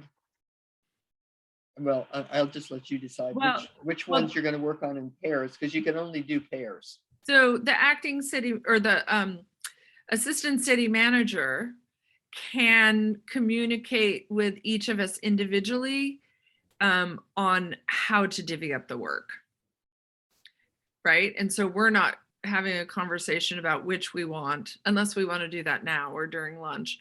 But I see him being on the committee as actually being key to keeping it kosher. But you have to be careful of the serial Right. violation of the Brown Act. Right. But he can talk to all of us without that being an issue. Well, there's another way to do it. If you wanted him to present it, you could say that the chief of police, with input from council members, blah, blah, blah, blah, blah, and the ACM, will present definitions for each of the city's core values. So the input means So the giving police ideas. chief isn't doing it, the assistant city manager is. They're one and the same, but in this case, his role Oh, is that's right. the city. Yeah, manager. see, it's that dual title that throws me. We're okay. we're messing with you, Marilyn. Yeah, I can tell. It's lunchtime, right? Yeah. Okay, but if you said that he was the lead with input from all of you, it doesn't look the same as saying that you all are going to do it. yeah, I agree. I agree with that. So you'd Yeah. say, Jeff, are you okay with that? Well, no, so, yeah, well, yeah, Jeff, go ahead. oh, yes, Jeff. No, I absolutely. I think as long as we just get a simple definition of what's going to happen, and we make it clear that we're going to abide by the Brown Act, I think we can figure out the details as we start on this, and shouldn't be too hard. And let me recommend to you something that when groups have done this, make it not more than 2 sentences. It's not a paragraph. You want to make it succinct. What does this mean? Anybody would understand it, whether they worked for the city or whether they were residents of the city or whatever. So you might just want to check that out. So Gail, why don't we put the ACM working with council members? Kim, did you have a comment? Well, in the what, do we just state exactly what we're gonna do? So council members, along with the assistant city manager working in pairs or No, you something, don't have to or say that, work, unless you want to. no? Well, I guess if- I'm just, if we're Yeah. trying to state how this is going to actually unfold and not violate the Brown Act, Yeah. I You don't can know. say, you could say working in twos, working with city council members by Yeah. in twos. I don't know that we need to I don't know either. define this to show that we're not violating the Brown Act. Yeah. Everybody assumes we don't violate the Brown Act, and then we'll come up with a process with you all, and you know, And maybe- Gail, we might say with input from instead of working with. There you go.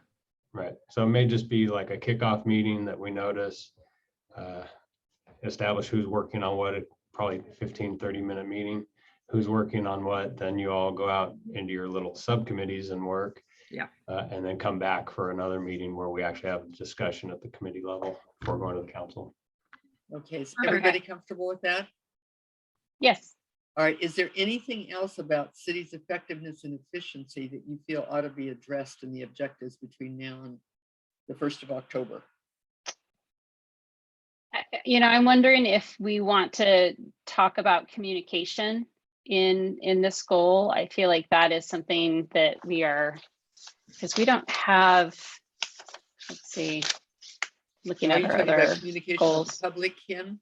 Yeah, communication with the public. I mean, that was kind of a discussion that we had in our, in the values and talking about, Right. how often do we want to have the acorn? Do we want,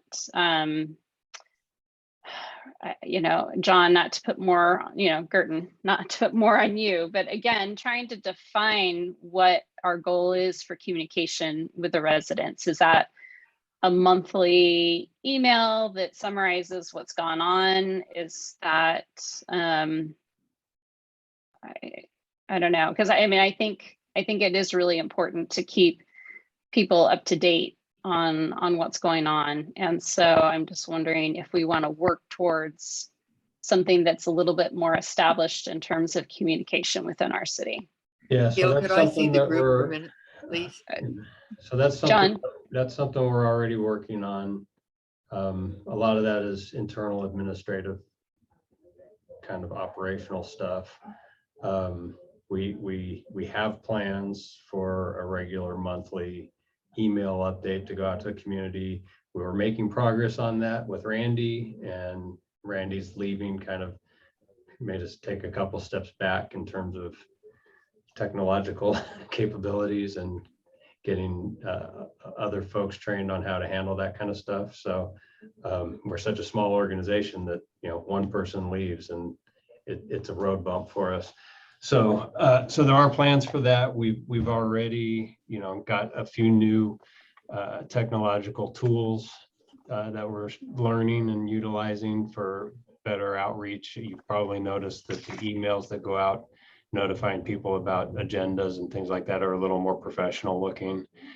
So people will actually look at them and pay attention to them. The acorn, whether it's once a year or twice a year, like you all mentioned, it is a staff time suck. But that doesn't mean that we don't do it. We prioritize the staff time. And if that's a priority, then that's fine. I think we can have that.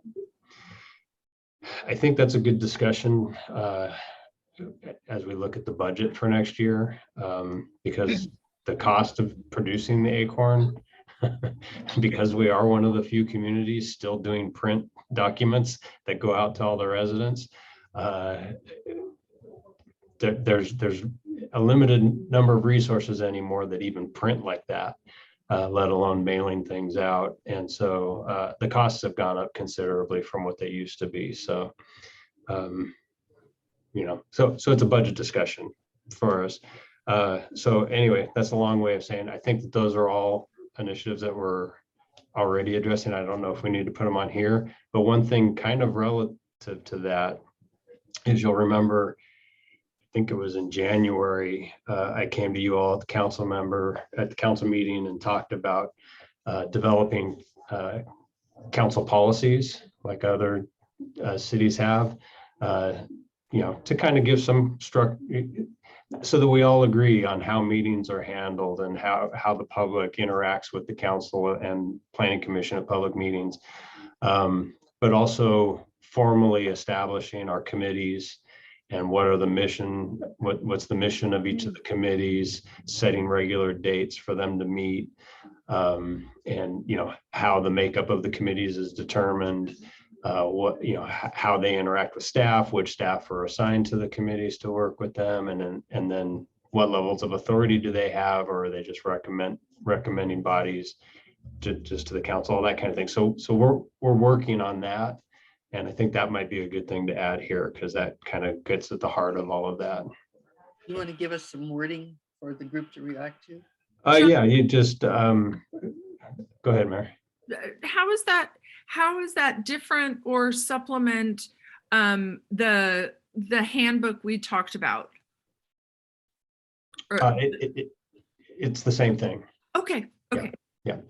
That's what I was thinking, and that's what I was trying to promote. Okay. Yeah, so it kind of goes, hand in glove. It's policies and a handbook that gives all the guidelines and rules and everything.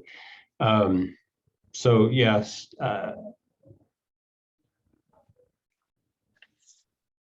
See what Gail comes up with on our own. Yeah.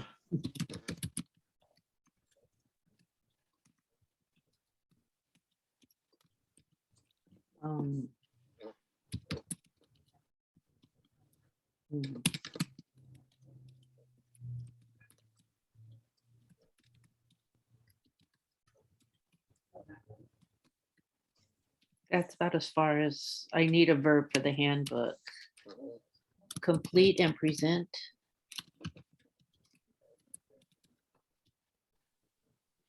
It seems as though the formalization of committees is just one of 20 different items Yeah. that would be a part of. And so Gail, we were talking about item number 1, where it says the status of personnel manual and new procedures, including onboarding employees and elected and appointed officials. John, if you want to, make a differentiation, or maybe we expand the first one, I don't know. Or Well, this- maybe we take, like you were suggesting, we take out the onboarding employees the onboarding employees. Right. That's part of the personnel manual, but take out the elected and appointed officials and put that down with this. Right. Yeah. So it's really a employees and elected and appointed officials handbook. Is John, that right? Yeah, John, is John, that right? correct me if I'm wrong. That we're talking, with associated policies, yeah. Right. So personnel manual includes the city council. No, so the personnel manual is a separate, That's Right. what I thought. Yeah.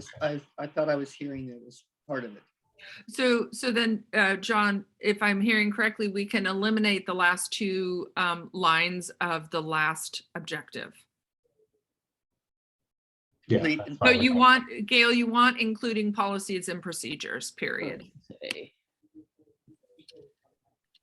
To complete and present the elected and appointed official handbook.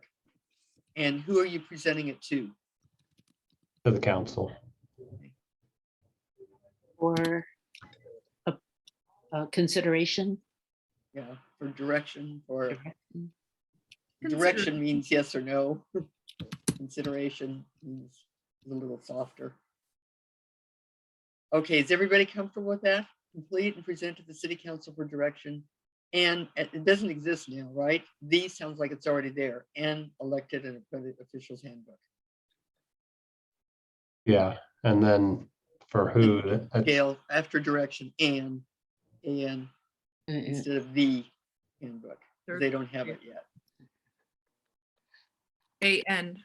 There you go. Okay, now who do we list here? so that'll be me with the mayor and the chairs of the committees. Okay.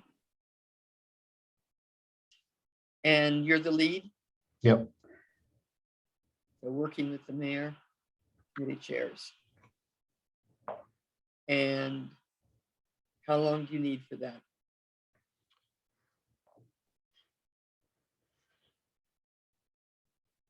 Say August. Okay, August City Council date? Yeah, That's the 23rd of August. Okay. Yeah. Okay. Is And that Kate, will you take these and put them by date order? Yes, I do Okay. that. yeah, she Okay. does that. Sorry, it's like one of my little things. Yeah, Yeah. no, we do that. I do that when you're at lunch. Okay. Okay. Going back to informing the public, maybe having periodic meetings, just informational meetings where the public can ask questions and John, city manager, can explain what's going on just to inform the public, or having coffee with the city manager, something like this that the public feels free to ask questions and be informed of what's happening. Yeah, that goes back to Kim, your idea of Mhm, getting mhm. getting the public to feel like they can communicate with you and vice versa. So we do that. That's an objective. Thank you for remembering to bring that up, Pat. Let's look at, because you're suggesting, Kim, there needs to be something about communication, and that does relate to your core values. So do you want to give us some wording for that objective? Kim, I'll turn to you. 'Cause you Me? started it. Yeah. Well, I guess I want to talk to, I want to hear from John Gurton, because when I brought up communication, it sounds like it's already something that's ongoing and there's already a plan for it. With Pat talking about, like, this is a little bit more, solidified in terms of he's meeting with residents on a, maybe quarterly basis where they could freely ask questions. I like that idea. But I want to know, I don't want to put something on John's plate that is, would make it overflowing, I guess. Although, I mean, and for what it's worth, I think it's important. So, but I'd like everyone's input on that, I guess. yeah. So, I mean, obviously with COVID, things have been put on hold for a while, and I've talked with a lot of city managers who've tried different things through COVID, whether it's just doing videos or live streaming or doing Zoom meetings where members of the public can show up, and they've been very sparsely attended. They've had very little interest or impact pretty much across the board. So I haven't tried anything like that, just based on the input. I mean, Hans does his Mondays with the manager, and he still does them. He soldiers on, but it's a city of 30,000 people, and on any given Monday he gets 6 people, and I would venture a guess that 4 of those are staff. So he might get 1 or 2 community members joining. As we come out of COVID and things start to open up again, I've been talking with Karen and others about, maybe doing a quarterly thing where it's me and, Jeff to talk about policing, or me and the chair of the Parks Committee to talk about things, or me and one of you. So it's not just come and yell at the city manager. It's actually, okay, let's focus on parks this time, or let's focus on public works, or and actually focus the discussion so that it's productive and we get, important input, and not just the same 4 people who want to come and tell us what we're doing right or doing wrong over and over again. One way you can do that in an objective is you put down beginning such and such a date and then quarterly thereafter. Right. So it makes it clear. John, another way to approach this that I'm hearing kind of from Kim and Pat and you is, what if you, brought to the council, so the public could also hear it, a communications plan, right? So it could be, maybe you do, the other thing about your meetings is I think it would be helpful just for you to get out there, right? Maybe it's not long-term, maybe it's not every month or every quarter or something, but I think people want to know who you are, right? But now going back to a plan, it's like, how many email addresses do you have? Is there a plan to get more, right? How do we communicate effectively with the community? You know, what was beautiful about the Acorn is everyone had it on their front step. And I understand the costs and all that kind of stuff, but how do we substitute that one-on-one that we know everyone's getting the message? And it could be, you know, whatever you come up with. Maybe it's about driving people to our website. And that could be simply socialization of this is where the information is, you know. Yeah, on upgrading our website. Well, So that, yeah, so that's part of what Karen's working on with the agenda management, is getting a new website that's a little more modern looking and sophisticated, and more importantly, ease of use. People can find things. You know, I have trouble finding some things on there, and theoretically, I should know where everything is.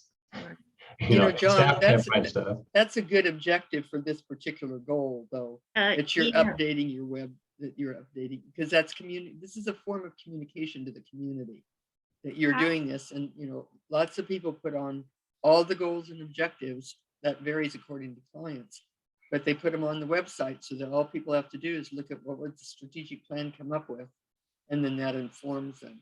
Pat had something to say. Yes, I'll bet, like if you did it quarterly and say would be after COVID, when you could do it person to person and meet in the old city hall down in the park and offered lunch, I bet you'd get a better turnout than I'll be there. than otherwise. Right. Offer wine and it'll be even better.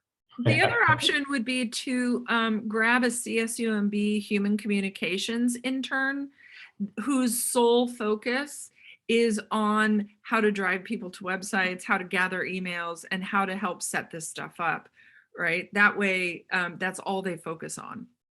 And they could do it for 10 hours a week or whatever, you know, and they are digital natives to be that it's just second nature to them. Why don't you give us some wording, John, of what you've been thinking about? For this.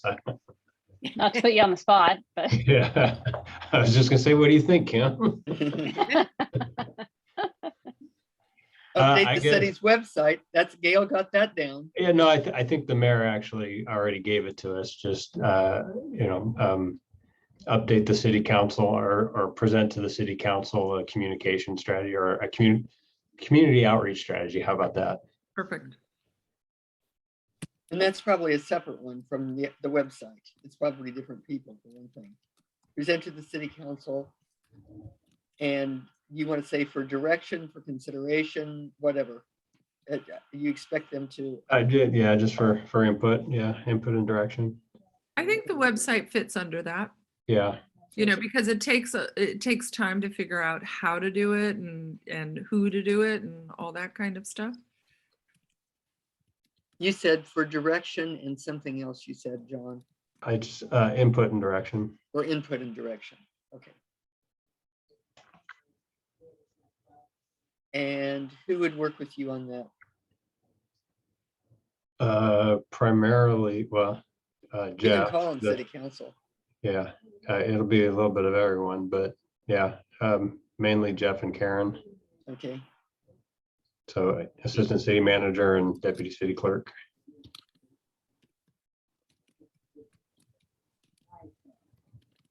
And how much time do you need? A year Push and it a out as half. far as you want. It's just a plan. Yeah, no, I think August or September, let's say September. Okay, September, and you want to count at a council meeting? Yeah. Okay. So we're talking about September the 27th. So at the September 27th, 2022, the city manager, and that would be working with the ACM and the deputy city clerk, will present to the city council for input and direction a communication strategy, including, do you want including the city's website, or do you want the website to be a separate one? Because you said Karen is already working on that and somebody Yeah. else. No, I think because the website's gonna take a while, so that's fine to keep it with that one. It's okay, all right. Yeah. All We right, gotta get everybody comfortable with this? stuff. Yeah. Anybody have a problem or question? yeah, no, that's great. Okay, now we're at a place where you need to make a decision. So Gail, if I can see everybody, you have one goal left. You also have gone beyond the time that you're probably hungry for lunch. So am I to guide you through another goal, or can, even though we're going to miss you, John, and I'm thinking that this is probably a good time to take a lunch break. But How are we on this agenda as far as your guesstimated timing? I know we're a little late, but right probably now an hour. we're off by an hour. No, you're ahead of time. Oh, we're You're ahead. Yeah, because we worked all together and you didn't have to go in a small group and then bring it out. Yeah, it did work We're out. good well. students. Yes. Yeah, yeah, no, you've done a really good job. So And why it don't we, I would suggest taking lunch. Is that Yeah, okay John- with everybody? John I just felt Gagliotti, badly, John, Are about you leaving okay to let us move forward with how to handle the municipal code? Yeah. Is there anything you want to say about that before you leave? The No. municipal code? No, Okay, I then mean, let I'll me just review summarize it. where we are. Or anything else, John? No, I mean, I think this has been very effective. I kind of like this format. I think this is probably how we should be doing it more often. I think. Yeah, and this is easy for you to do it with the number of people. Yeah. You've done extremely well on this. Yeah. So Hey, let's just pat, review. pat yourself on the back, everybody. That's right. So what we've done, of course, is not only the SWOT analysis, we've gone through all the core values, got definitions set up to be doing that. You've gone through all of the goals, you've got except one, and developed new objectives for all of them. So when we come back, we have another goal, and it might not take that long, but I always say longer than it might take. If you finish 5 minutes early, you're a hero or heroine. If you finish 5 minutes late, you're in trouble. So, and then we need to do next steps. Why, when, who's going to do what, to monitor, et cetera, et cetera. So you've got 4 of the 5 done, which is great. I would suggest, you know what, you've got extra time to do this. Do you want to take until 12:30? I mean, 1:30? Yes. Is that okay? Just, get up and move around and eat and do whatever. So if you'll be here promptly, like 1:25, that would be good, so that Can we log off and log back on? Yeah. Are you able to do that? Or Yeah. do you want us to You just stay? and what most people do is they just turn off the audio and the visual and just leave it Okay. on the screen. It's easier. Okay. Any other comments? And John, any comments you want to make before you're going to leave, since we won't see you? Oh, you know what? Maybe we should do. John, I think we talked about, at least I didn't make a note of which date we talked about, but we talked about trying to do the update in November. Remember, after people, I always recommend that you do within a month after you have an election, if you anticipate new people, because it's an orientation, and it's an orientation to, a lot of them come in and think, I'm in power now, I'm gonna go ram my ideas through. So you want to select your new goals collectively with whomever is here. So I don't know the actual election. You have an election in June and November? Yes. Okay, so the November election is the 8th of November. So I think we talked about, oh, no, we did talk about a date, John. It's because we talked about December the 6th for a strategic planning update. That's a Tuesday. You reacted, Alan. Yeah. I'm hesitant to put a date to anything that far out, and Okay, that's fine. You do Council. 6 months yeah. and you're doing this. We won't have if there's new council members, they generally aren't onboarded or they aren't sworn in until the middle of December. Right. So, It could be January. and then you're dealing with holidays and December, November. Probably January is are better. crazy. So Yeah. Yeah. I just wanted to do that before John left if we needed to do it, and that's fine. No need to. Okay, then enjoy your lunch, and we'll see you at 1:25. We'll start at 1:30. bye, John. John Gagliotti, thank Yes, you so goodbye, much. John. Yeah, Appreciate Thank you it. for being here. Sorry to miss you at the end. he's like, see ya. I know. No, he Man, really he was fast. gone. All right. See you guys. Okay. Thank Have a you. good lunch. See.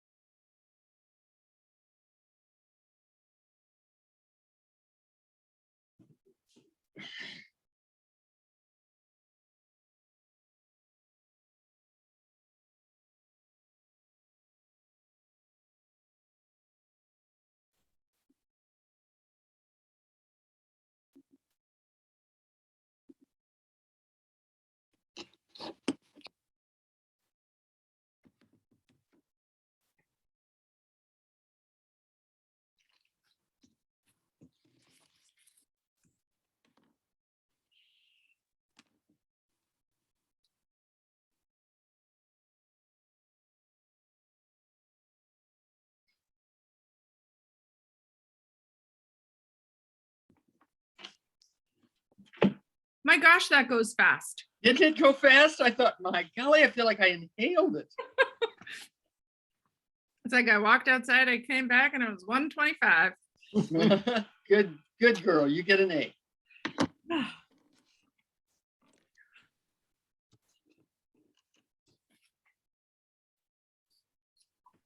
Gail, how is it going? Are you, of Oh, it's just going great. Thanks, Good. Allison. course? Yeah. Well, you have a tough job, boy. Yeah, she does. Yeah. You've never seen us work in person, have you? Not you. I've seen Marilyn with her daughter. Right. Yeah. Yeah. Yeah. I think that's almost crazier. You know, all that writing. Oh, But yeah. this is much easier. Michelle started her own business, so you didn't see her. Gail and I've worked together over 25 years. But Michelle was also working with us. How is she doing? How is her new business? Great. She's consulting students who are writing essays to go to college or the university. And she has a master's in creative writing. And she's had such good luck. Her son ended up getting into Tufts University, his Wow. first choice, and families around have hired her, and she's got people on Seattle and East Coast. And Marilyn, if you wouldn't mind, if you could send me her information. oh, sure. My day job is working with STEM students at the Naval Postgraduate School. Oh, yeah. And many of them are underrepresented and could really use that kind of support. You know, Yeah. they may come from families that don't have college Sure. Oh, attendees. And so, you know, the rest of us kind of take it for granted that we have people in our lives that know how to do Mhm. that. So if yeah. Why don't you just text me your email address and your phone number, would you please? Yeah, And thank that you. would be great. That would be great, because all these colleges and universities have really interesting subjects. Yeah. But so she interviews them and gets them to decide how are we going to approach it, and then she guides. She doesn't do any of the writing, but she edits, and she's been real successful. So I'm real proud of her. I'm glad. Nice to Yeah. know that. Sorry, it's 1:30 It is. I believe we have everybody that's probably going to come. and Scott's back. Good. Yeah, Scott, we missed you, but we hung on and didn't finish so that we could make sure you got in on the end of it. Okay, where we are, Scott, is on the last. Did you get a copy of the most recent update of the goals and objectives? Okay, then if you'll look on page E, review and revise the municipal code. And what we do is I read it and we go through each of those and see, and then it starts with John giving us feedback, whether it's done or what the status is. And of course, you'll see all of that record because Gail, within 20 minutes, will have that already sent to all of to, I don't know, is it Karen, maybe who? Yeah, I'll send it to distributes that? Karen. Okay, so the goal is review and revise the municipal code. And at the October 26th City Council meeting, that's of 2021, the city manager working with the deputy city clerk will select a municipal code revision subcommittee, including 2 city council members. John, what happened to that?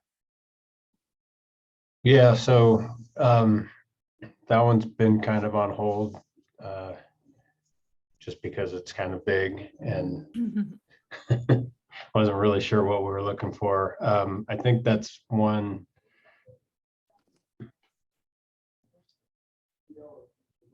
I don't know. What do you think, Kim? I think this was one that you took the lead on, right? You know what I failed to ask you all? and I made a mistake, is do you still think that this is a valid goal to continue, or whether you wanted that goal to go away? And I should have at least asked you that. So go ahead and answer his question. If you Yeah, I think it's a lot. The way it's written right now, doing a subcommittee and without really knowing what it is we're trying to accomplish. A lot of the codes are out of date, and relative to the earlier discussion and doing, looking at the general plan and planning for other things, a component of the code that's going to be revised before too long is the zoning ordinance, and that takes a considerable amount of time and staff resources. So that's probably the best place to start. We can start doing some of the housekeeping and cleanup that needs to be done in the code, and we can do that without a subcommittee and without, do the modernization of pronouns and genders and things like that, and some of the definitions. There are some things that we can work on with the city attorney to get updated, like for some reason in our city code, we have the salary set for the deputy city clerk, and it's not even close to what we pay the deputy city clerk now. So I don't know why it's in the code. So I'm not sure it's something that necessarily needs to be on here, because it's going to be kind of a long-term ongoing project. And now, Kim, now you can tell me. No, this may have been Allison, maybe you helped direct this one. So if you want to speak in answer to Marilyn's question, yes, I think the goal of review and revise the municipal code needs to stay. And I'm going to pass it over to Allison, because I think you've got some comments on this. So, so I think exactly because it's such a long-term item that it does need to remain. I think just like the general plan up to this point, we have taken certain elements and we change and update as we can. But I think, doing the gender is one thing, doing certain things that stand out is another. But I think this is kind of ongoing because it's so old. And what I would, what I think we were talking about last time, right, by the subcommittee would be to look at the different components or the different areas that would need to be changed, not necessarily the specifics, but, the zoning ordinance is a great suggestion. So I think we keep it and we refine it to match, kind of all of the other workload. The zoning ordinance was something I wanted to talk about with Fort Ord. So having it here makes total sense. If you said review and revise the ordinance, say what you thought you could get done. I'm going to turn that over to John. Okay, John, are you thinking, because the whole municipal code, you're not going to do by November. Right. And No. remember what I think, well, some of you, in fact, most of you were not there. When you do the goals initially, you don't look at these goals and just say, are you going to keep them? The group brainstorms a whole lot of goals and then they come to consensus. So when you look at this, you really kind of are thinking about, okay, what do we need to do in the remainder of this 6 month, this 3-year ending that's really doable? Can I jump in? I think I think zoning ordinance obviously is super important. But I also think, are we going to form a subcommittee in the next 6 months? Probably not. I think, John, you have a pretty good idea of the areas of our municipal code need to be revised, and you can do that. We've stated about sort of making it gender neutral and, some of those other things. I think, I don't know. I guess the question is, do we want to keep a subcommittee on as an objective? Yeah, I was kind of curious what you all envision the makeup of a subcommittee even being, because, the average layperson, even council members, aren't necessarily going to be very familiar with the code. I'm going to be relying heavily on different, members of the staff, especially the city attorney, for direction on where they think the biggest problems are. Obviously we want to address areas where we should have updated the code years ago, because now the code doesn't match current state law. And I think that's the low hanging fruit stuff that we can do just as we find it and go forward. And then like the gender pronoun issue, that's stuff that staff can handle. We can do that as we're going through and cleaning some stuff up. But yeah, for subcommittee, it'd just be easier just to assign it to staff. John, what's the process for, like, if you come up with something in the municipal code that's ancient, that clearly needs to be changed, you change that, and then you don't have to run that by the council, do you? Or do you? Oh, yeah, we do. Anytime we're making Okay, so you would, changes to the code, yeah.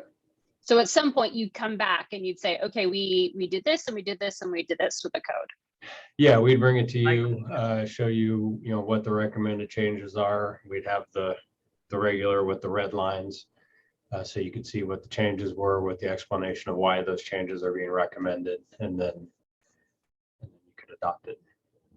So John, I'm hearing you at the beginning and in response to the questions, you don't think there needs to be 2 city council members working on this?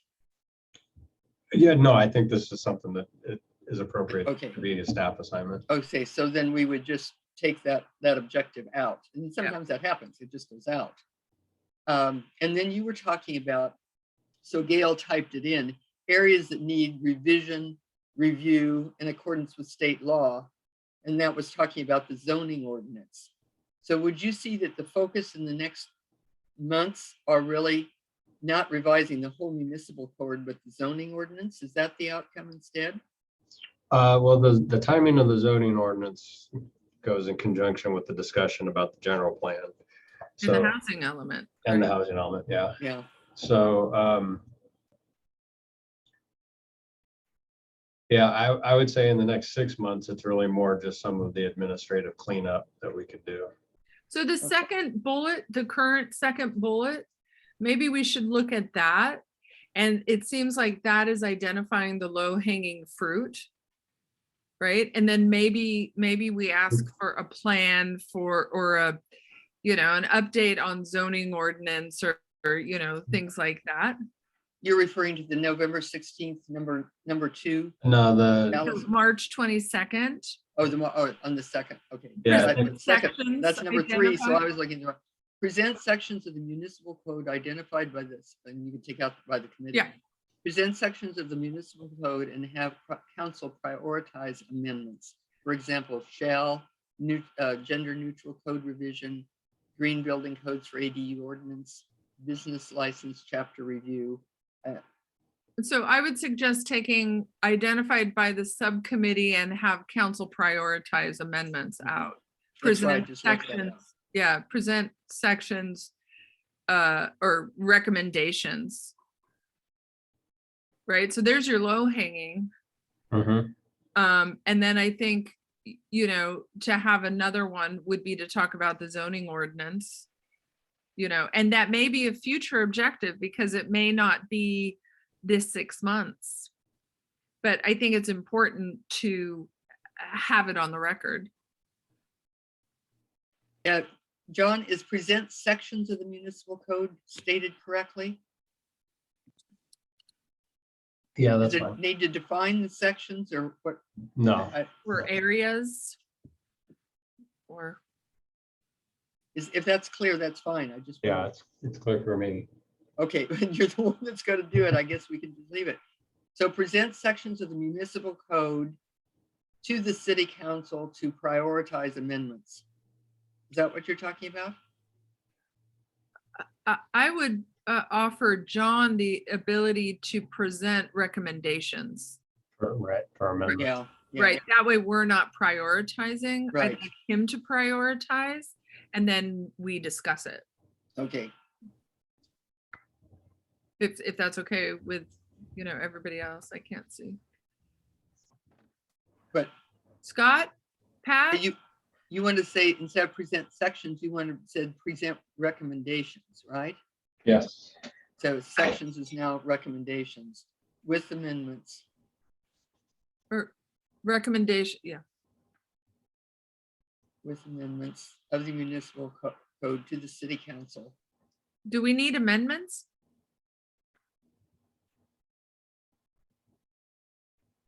What do you think, John? Do you need amendments? Is that the right word? Or improvement of the municipal code instead? Yeah, I would just say, present recommendations, Of, Maybe 4 updates? yeah, for updates to the municipal code. And just leave it at that. And take off all the other about prioritizing the amendments Yeah. to the city council? And is this just presentation, or do they need to take action? Is that for consideration, for direction, or is it just a matter of information?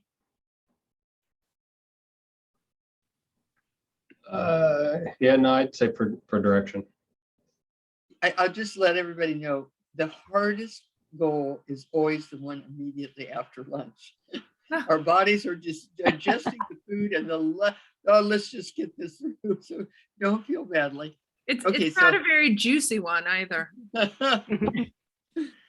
Okay, so we'll not look at the date yet. We know it's the city manager. Present recommendations for updates. It would be to the municipal code then, updates to the municipal code. Right. Or presentation, present recommendations. Why don't we say present recommendations to the city council for direction regarding updates to the municipal code? I'd like to hear from Pat and Scott. Do you have any thoughts on the first two? What happened? Both Pat and Scott are muted.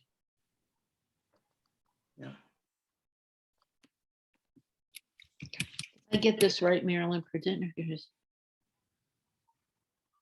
That doesn't sound right. You know what? Pat, can you hear me? Can you unmute Pat? It looks like she's No. trying to. I know she's trying to, okay. Pat, you just put your mouse over, There you there go. we go. There we go. Do you Okay. have any comments? Go ahead. Number 3, I think is okay. I don't know about number 2. You know, it's confusing with the 2, 3, because some say Yeah. the 2 is the number 1, and so we'll take those numbers off for a minute here. That'd be great. Okay, so which one is it? Is it the first one in line or the second one in line? That you're talking about? The second one in line is the one that's okay. Okay. I guess both of them are. The first one and the second one are okay. Okay, Scott, thank any? I can call it. Go ahead, Scott. Yeah, I'm also good with them. One of the things I think we spoke about last time was potentially using a contractor to go through and kind of do that low hanging fruit cleanup that we've been talking about. And I don't know, John, if that is something then that may or may not impact, I guess, the load or the probability of completion for these.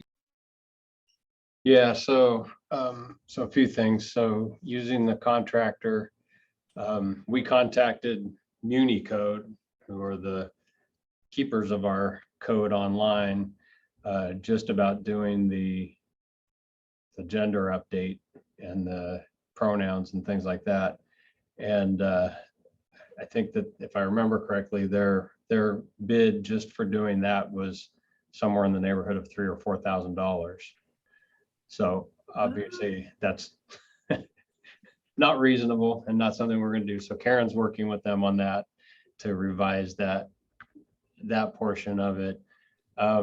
For some of the more legally intensive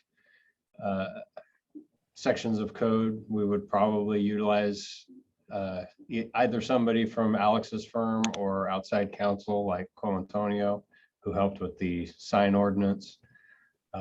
Just because, it's always good to get legal advice from somebody who specializes in the area that you're talking about. But like you saw with the sign ordinance, all of that still requires a lot of staff input and a lot of, eventually a lot of community input. So consultants are nice, but it's still time intensive working with them. So. John, I realized that we didn't address the dates for the first two. The one on review and recommend to the council for action, short-term rental ordinance amendments for enforcement enhancements. And I can see that's got your November 21 date. What do you Yeah. think is realistic? So- Well, actually, should ask. Yeah, we Sorry. haven't talked about it. We haven't talked about that No, we one. didn't. Yeah, that one came on in September, and we already talked about this. Well, I've talked with all the council members about it. We didn't bring it to the council because once we got into what the problems were that we were trying to address, it wasn't really something that required an amendment to the ordinance. It was just cleaning up our administration of short-term rentals and how we were processing applications and holding people who have short-term rentals accountable to meeting all of the requirements in the current ordinance. So just through administrative procedures and cleaning up some of our paperwork and stuff, we were able to address those concerns. So you're just taking out that first. Yeah, we're one, done. right? We're done with that one. Yeah, it's like Okay, it's everything's helpful. smoothly now. It's helpful to go through those that you had before to see how much time you've got as in terms of work time over the next months. John, Present is there anything similar to that you may be aware of that we are not, that we should focus on?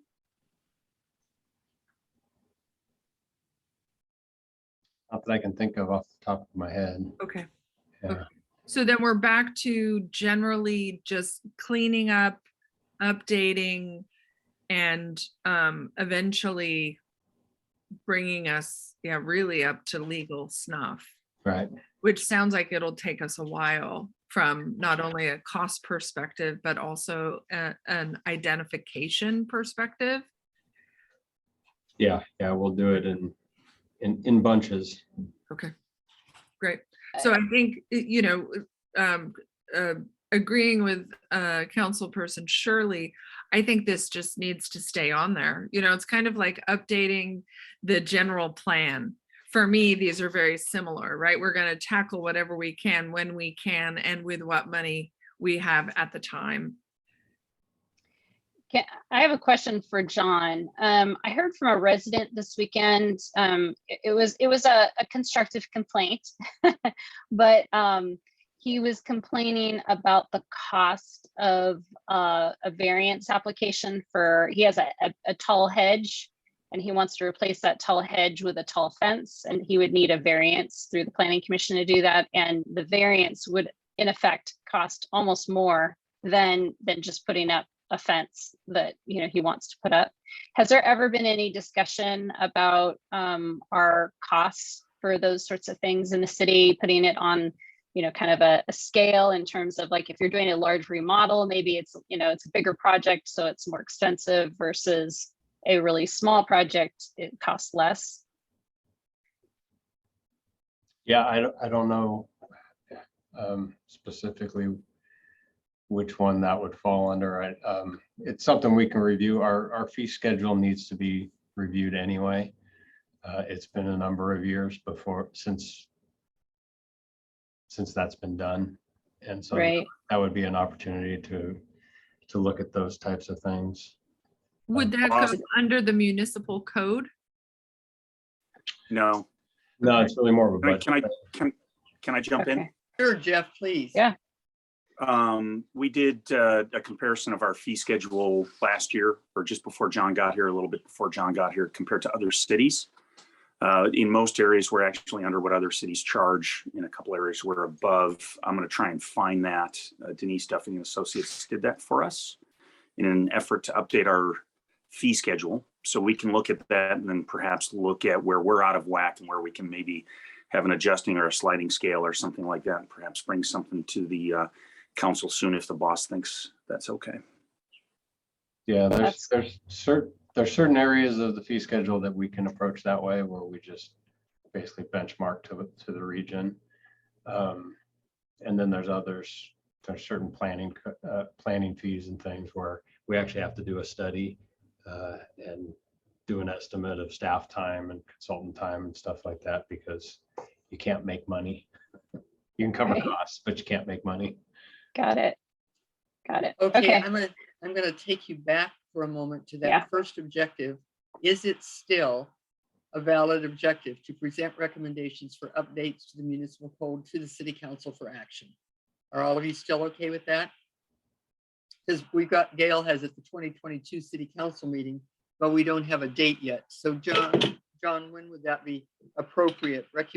Noting how many things you already have on your plate. Right. For that one, I'd say probably October, November. Okay. We've I know, front would it loaded be a- everything it'd be a- else. Okay, no, you'll run into Thanksgiving. How about if it's the 4th Tuesday? Wait a minute. November is the third Tuesday. Third Tuesday, yeah. Oh, in November? Oh, you change it. Oh, okay. Because of the holiday. Yeah, so that would be the 15th of November. Does that sound okay? Yep. Okay. And then this one, initiate outreach on development of a single-use plastic ordinance. Is that a priority for all of you as you are working on this particular goal? I think I initiated that future objective for sustainable Delray Oaks. It's still something that we talk about, and I would like to see this in the city. By the time we actually get to this, though, maybe the state will have legislation that will help with this.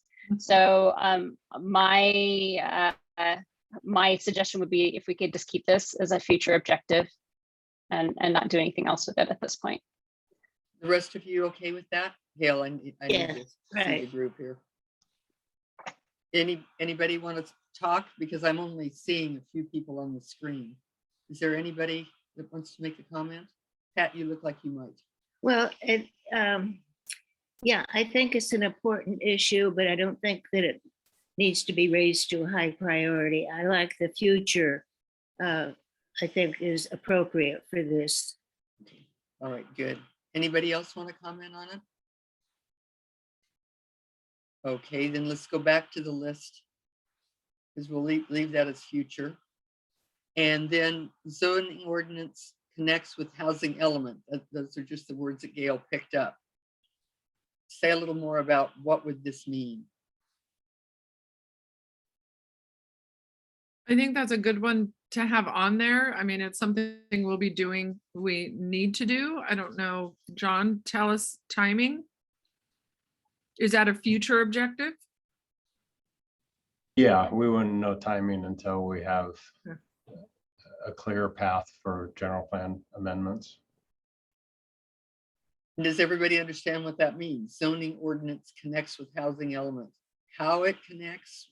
What, is there another word or words in there to clarify a little bit more what that means? Could it be present recommendations for updates to the Okay. zoning ordinance? For a future objective, Go ahead and say that again, Allison. present Present- recommendations, To the city council? Or who? yeah, for updates to the zoning ordinance to the city council for action. I'm just copying the very first what up above. Present recommendation to the city council for update to the Yeah. Zoning ordinance. Yeah, Okay, we don't have to have housing element in there or anything. Yeah. And then that would, I'm guessing that would be a future objective because we don't know the timing yet. Is that right with you, John? That it's a future? Or is that, Yes. can that be sooner? No, future's good. Okay, and is it you, and if so, with whom? Yeah, me and Denise Duffy. Working with Denise Duffy, the consultant? Yep.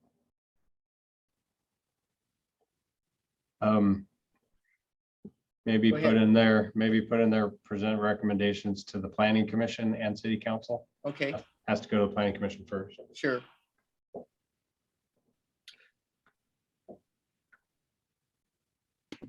the planning commission.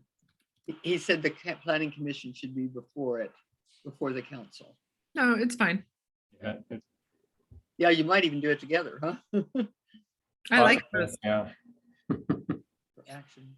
Kill two birds. Yeah. Okay, now anything else that's really critical regarding the municipal code?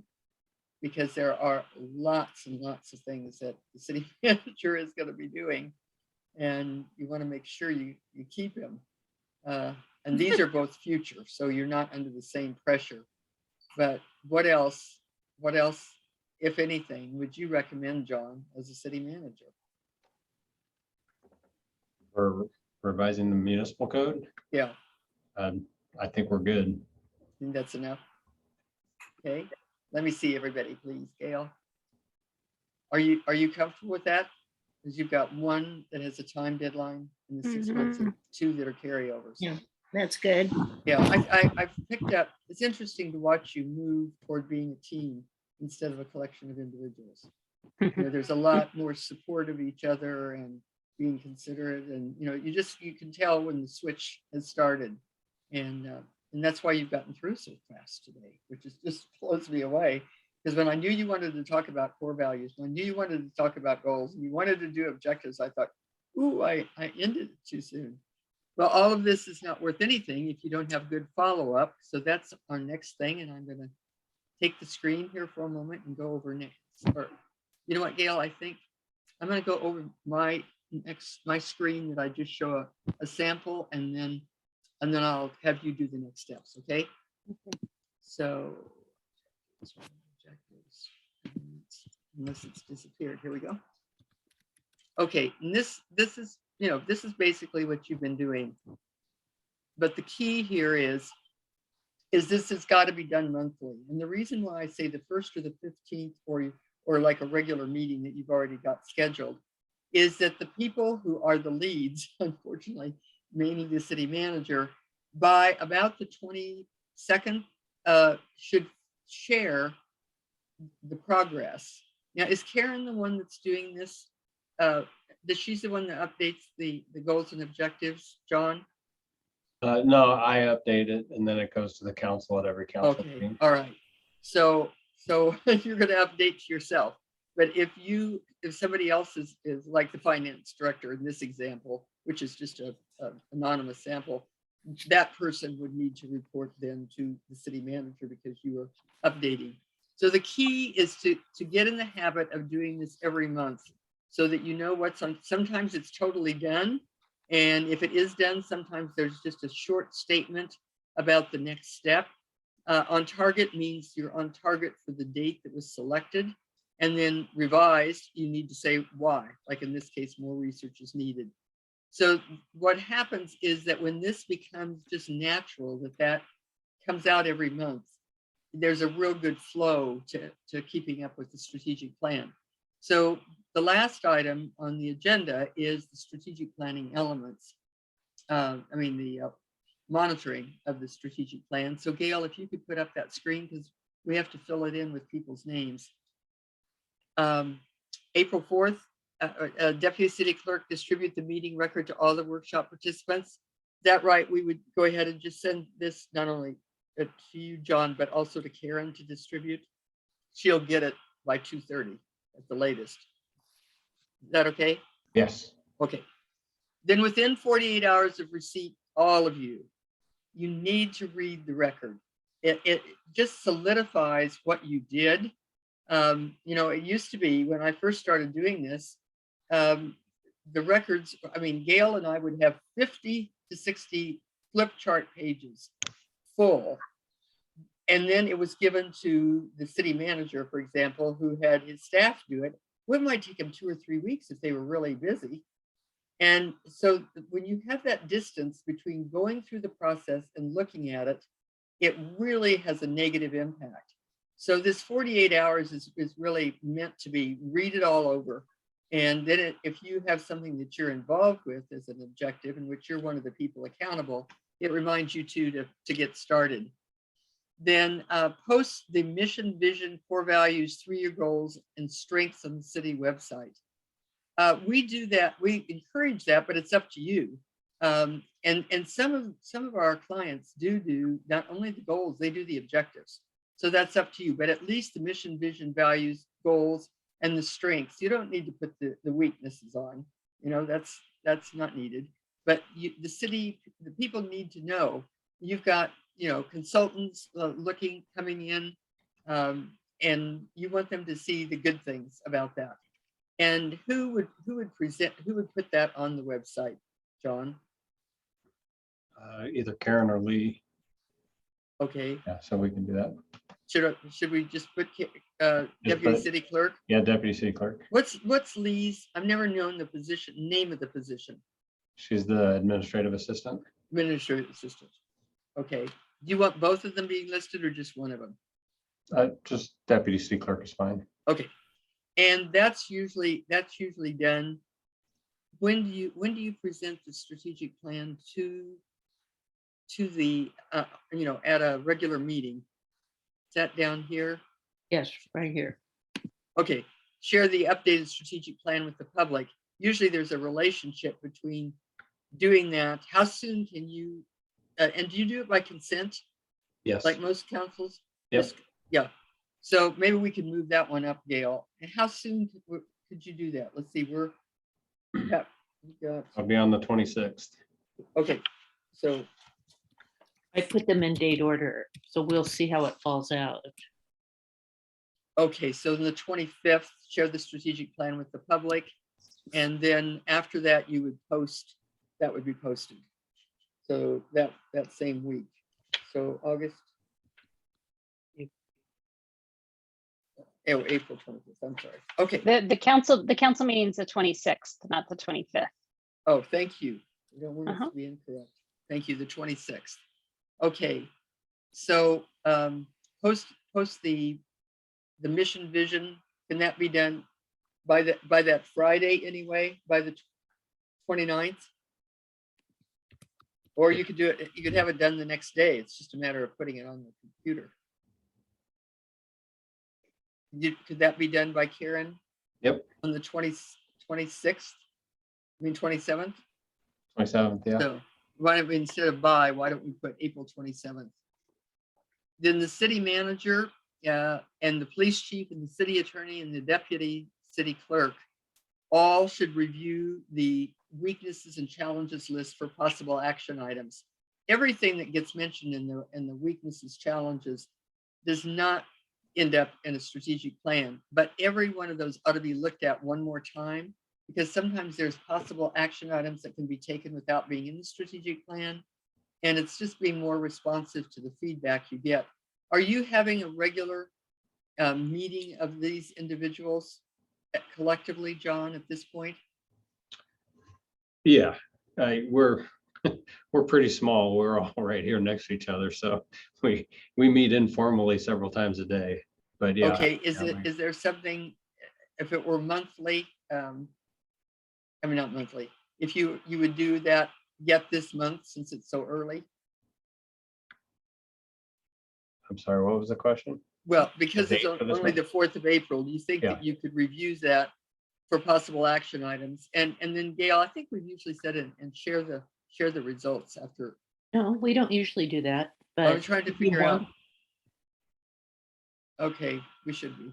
Anyway, so what, you want to say that by the April 26th city Sure. council meeting? Sure. So just by April 26th city council meeting.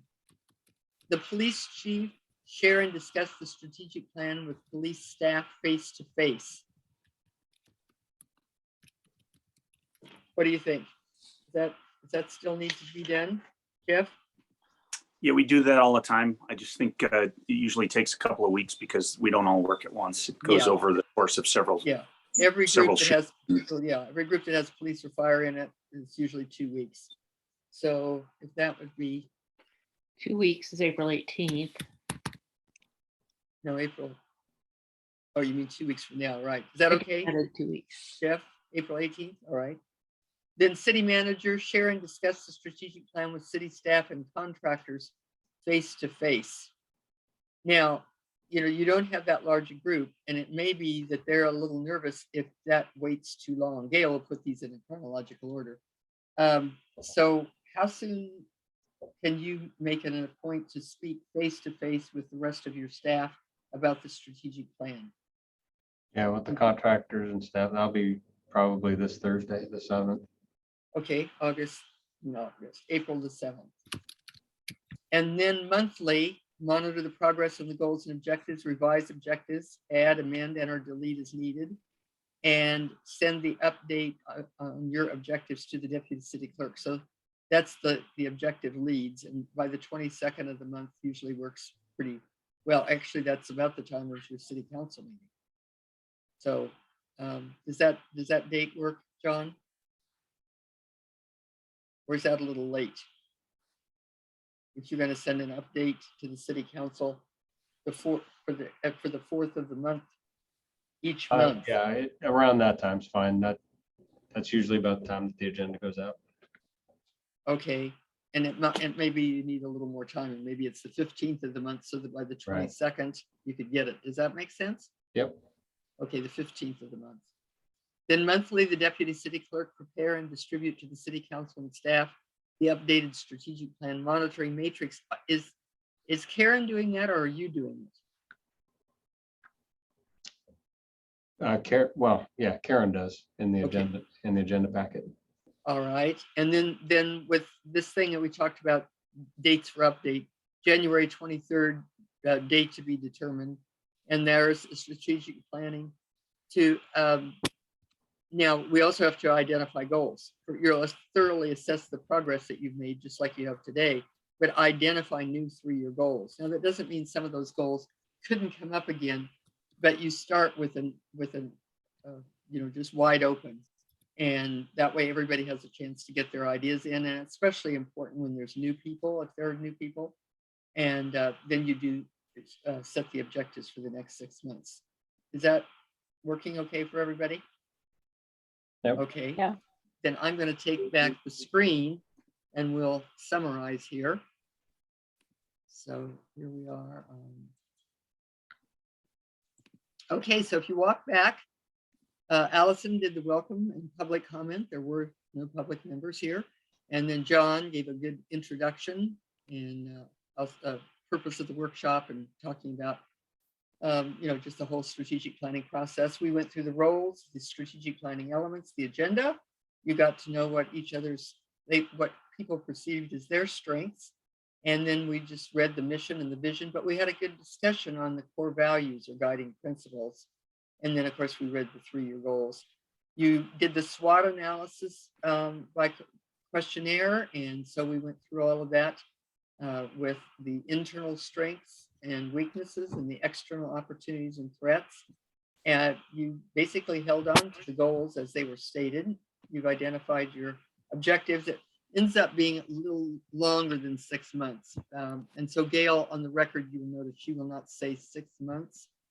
How have you stated the objectives title, Gail? Strategic plan objectives.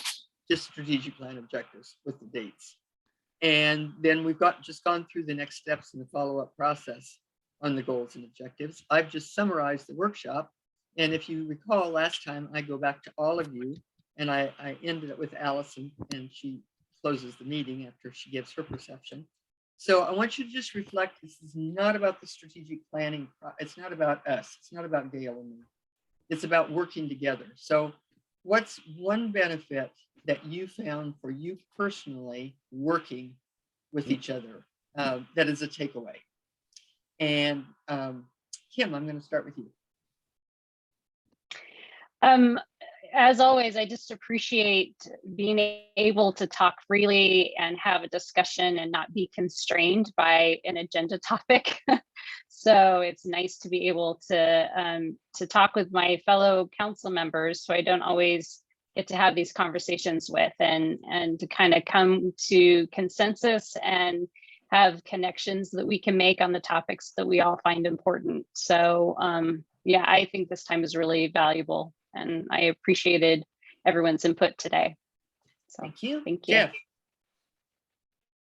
what benefit for you was it to be here and participate? sounded like Jeff, but I couldn't I tell. did say Jeff. I'm sorry. All right. Maybe I didn't pronounce it well. No. I think it's Wi-Fi and all that. One of the benefits, I think, I've seen a definite progression of how everyone works together over the course of the last 3 city managers in the last few years, and kind of focusing on the important things that are going to get the city through things like development and getting moving on those things and the importance of it. So it's been nice to see. Okay. Pat. Yes, I think it's important that we all meet. This is the time of the year and the platform where we can all discuss things openly and not have to worry about the Brown Act. And I do want to comment on the format. I like not breaking out into the chat rooms, because this way we can hear what everybody's comments are regarding everything, rather than just getting the consensus and the report from the chat room. And so I do like this format better. And thank you so much, Marilyn. Really enjoy these. Thanks. And Gail. Yeah, thank it's you. ironic that we all came to consensus at the same time between Allison, John, and me. All of us thought this ought to just be done, because I said to Gail, how are we going to do this? There's so few people and you got to go through small groups multiple times. So from now on, we have a small group like this. We're going to do it this way. Thank you. Okay, Scott.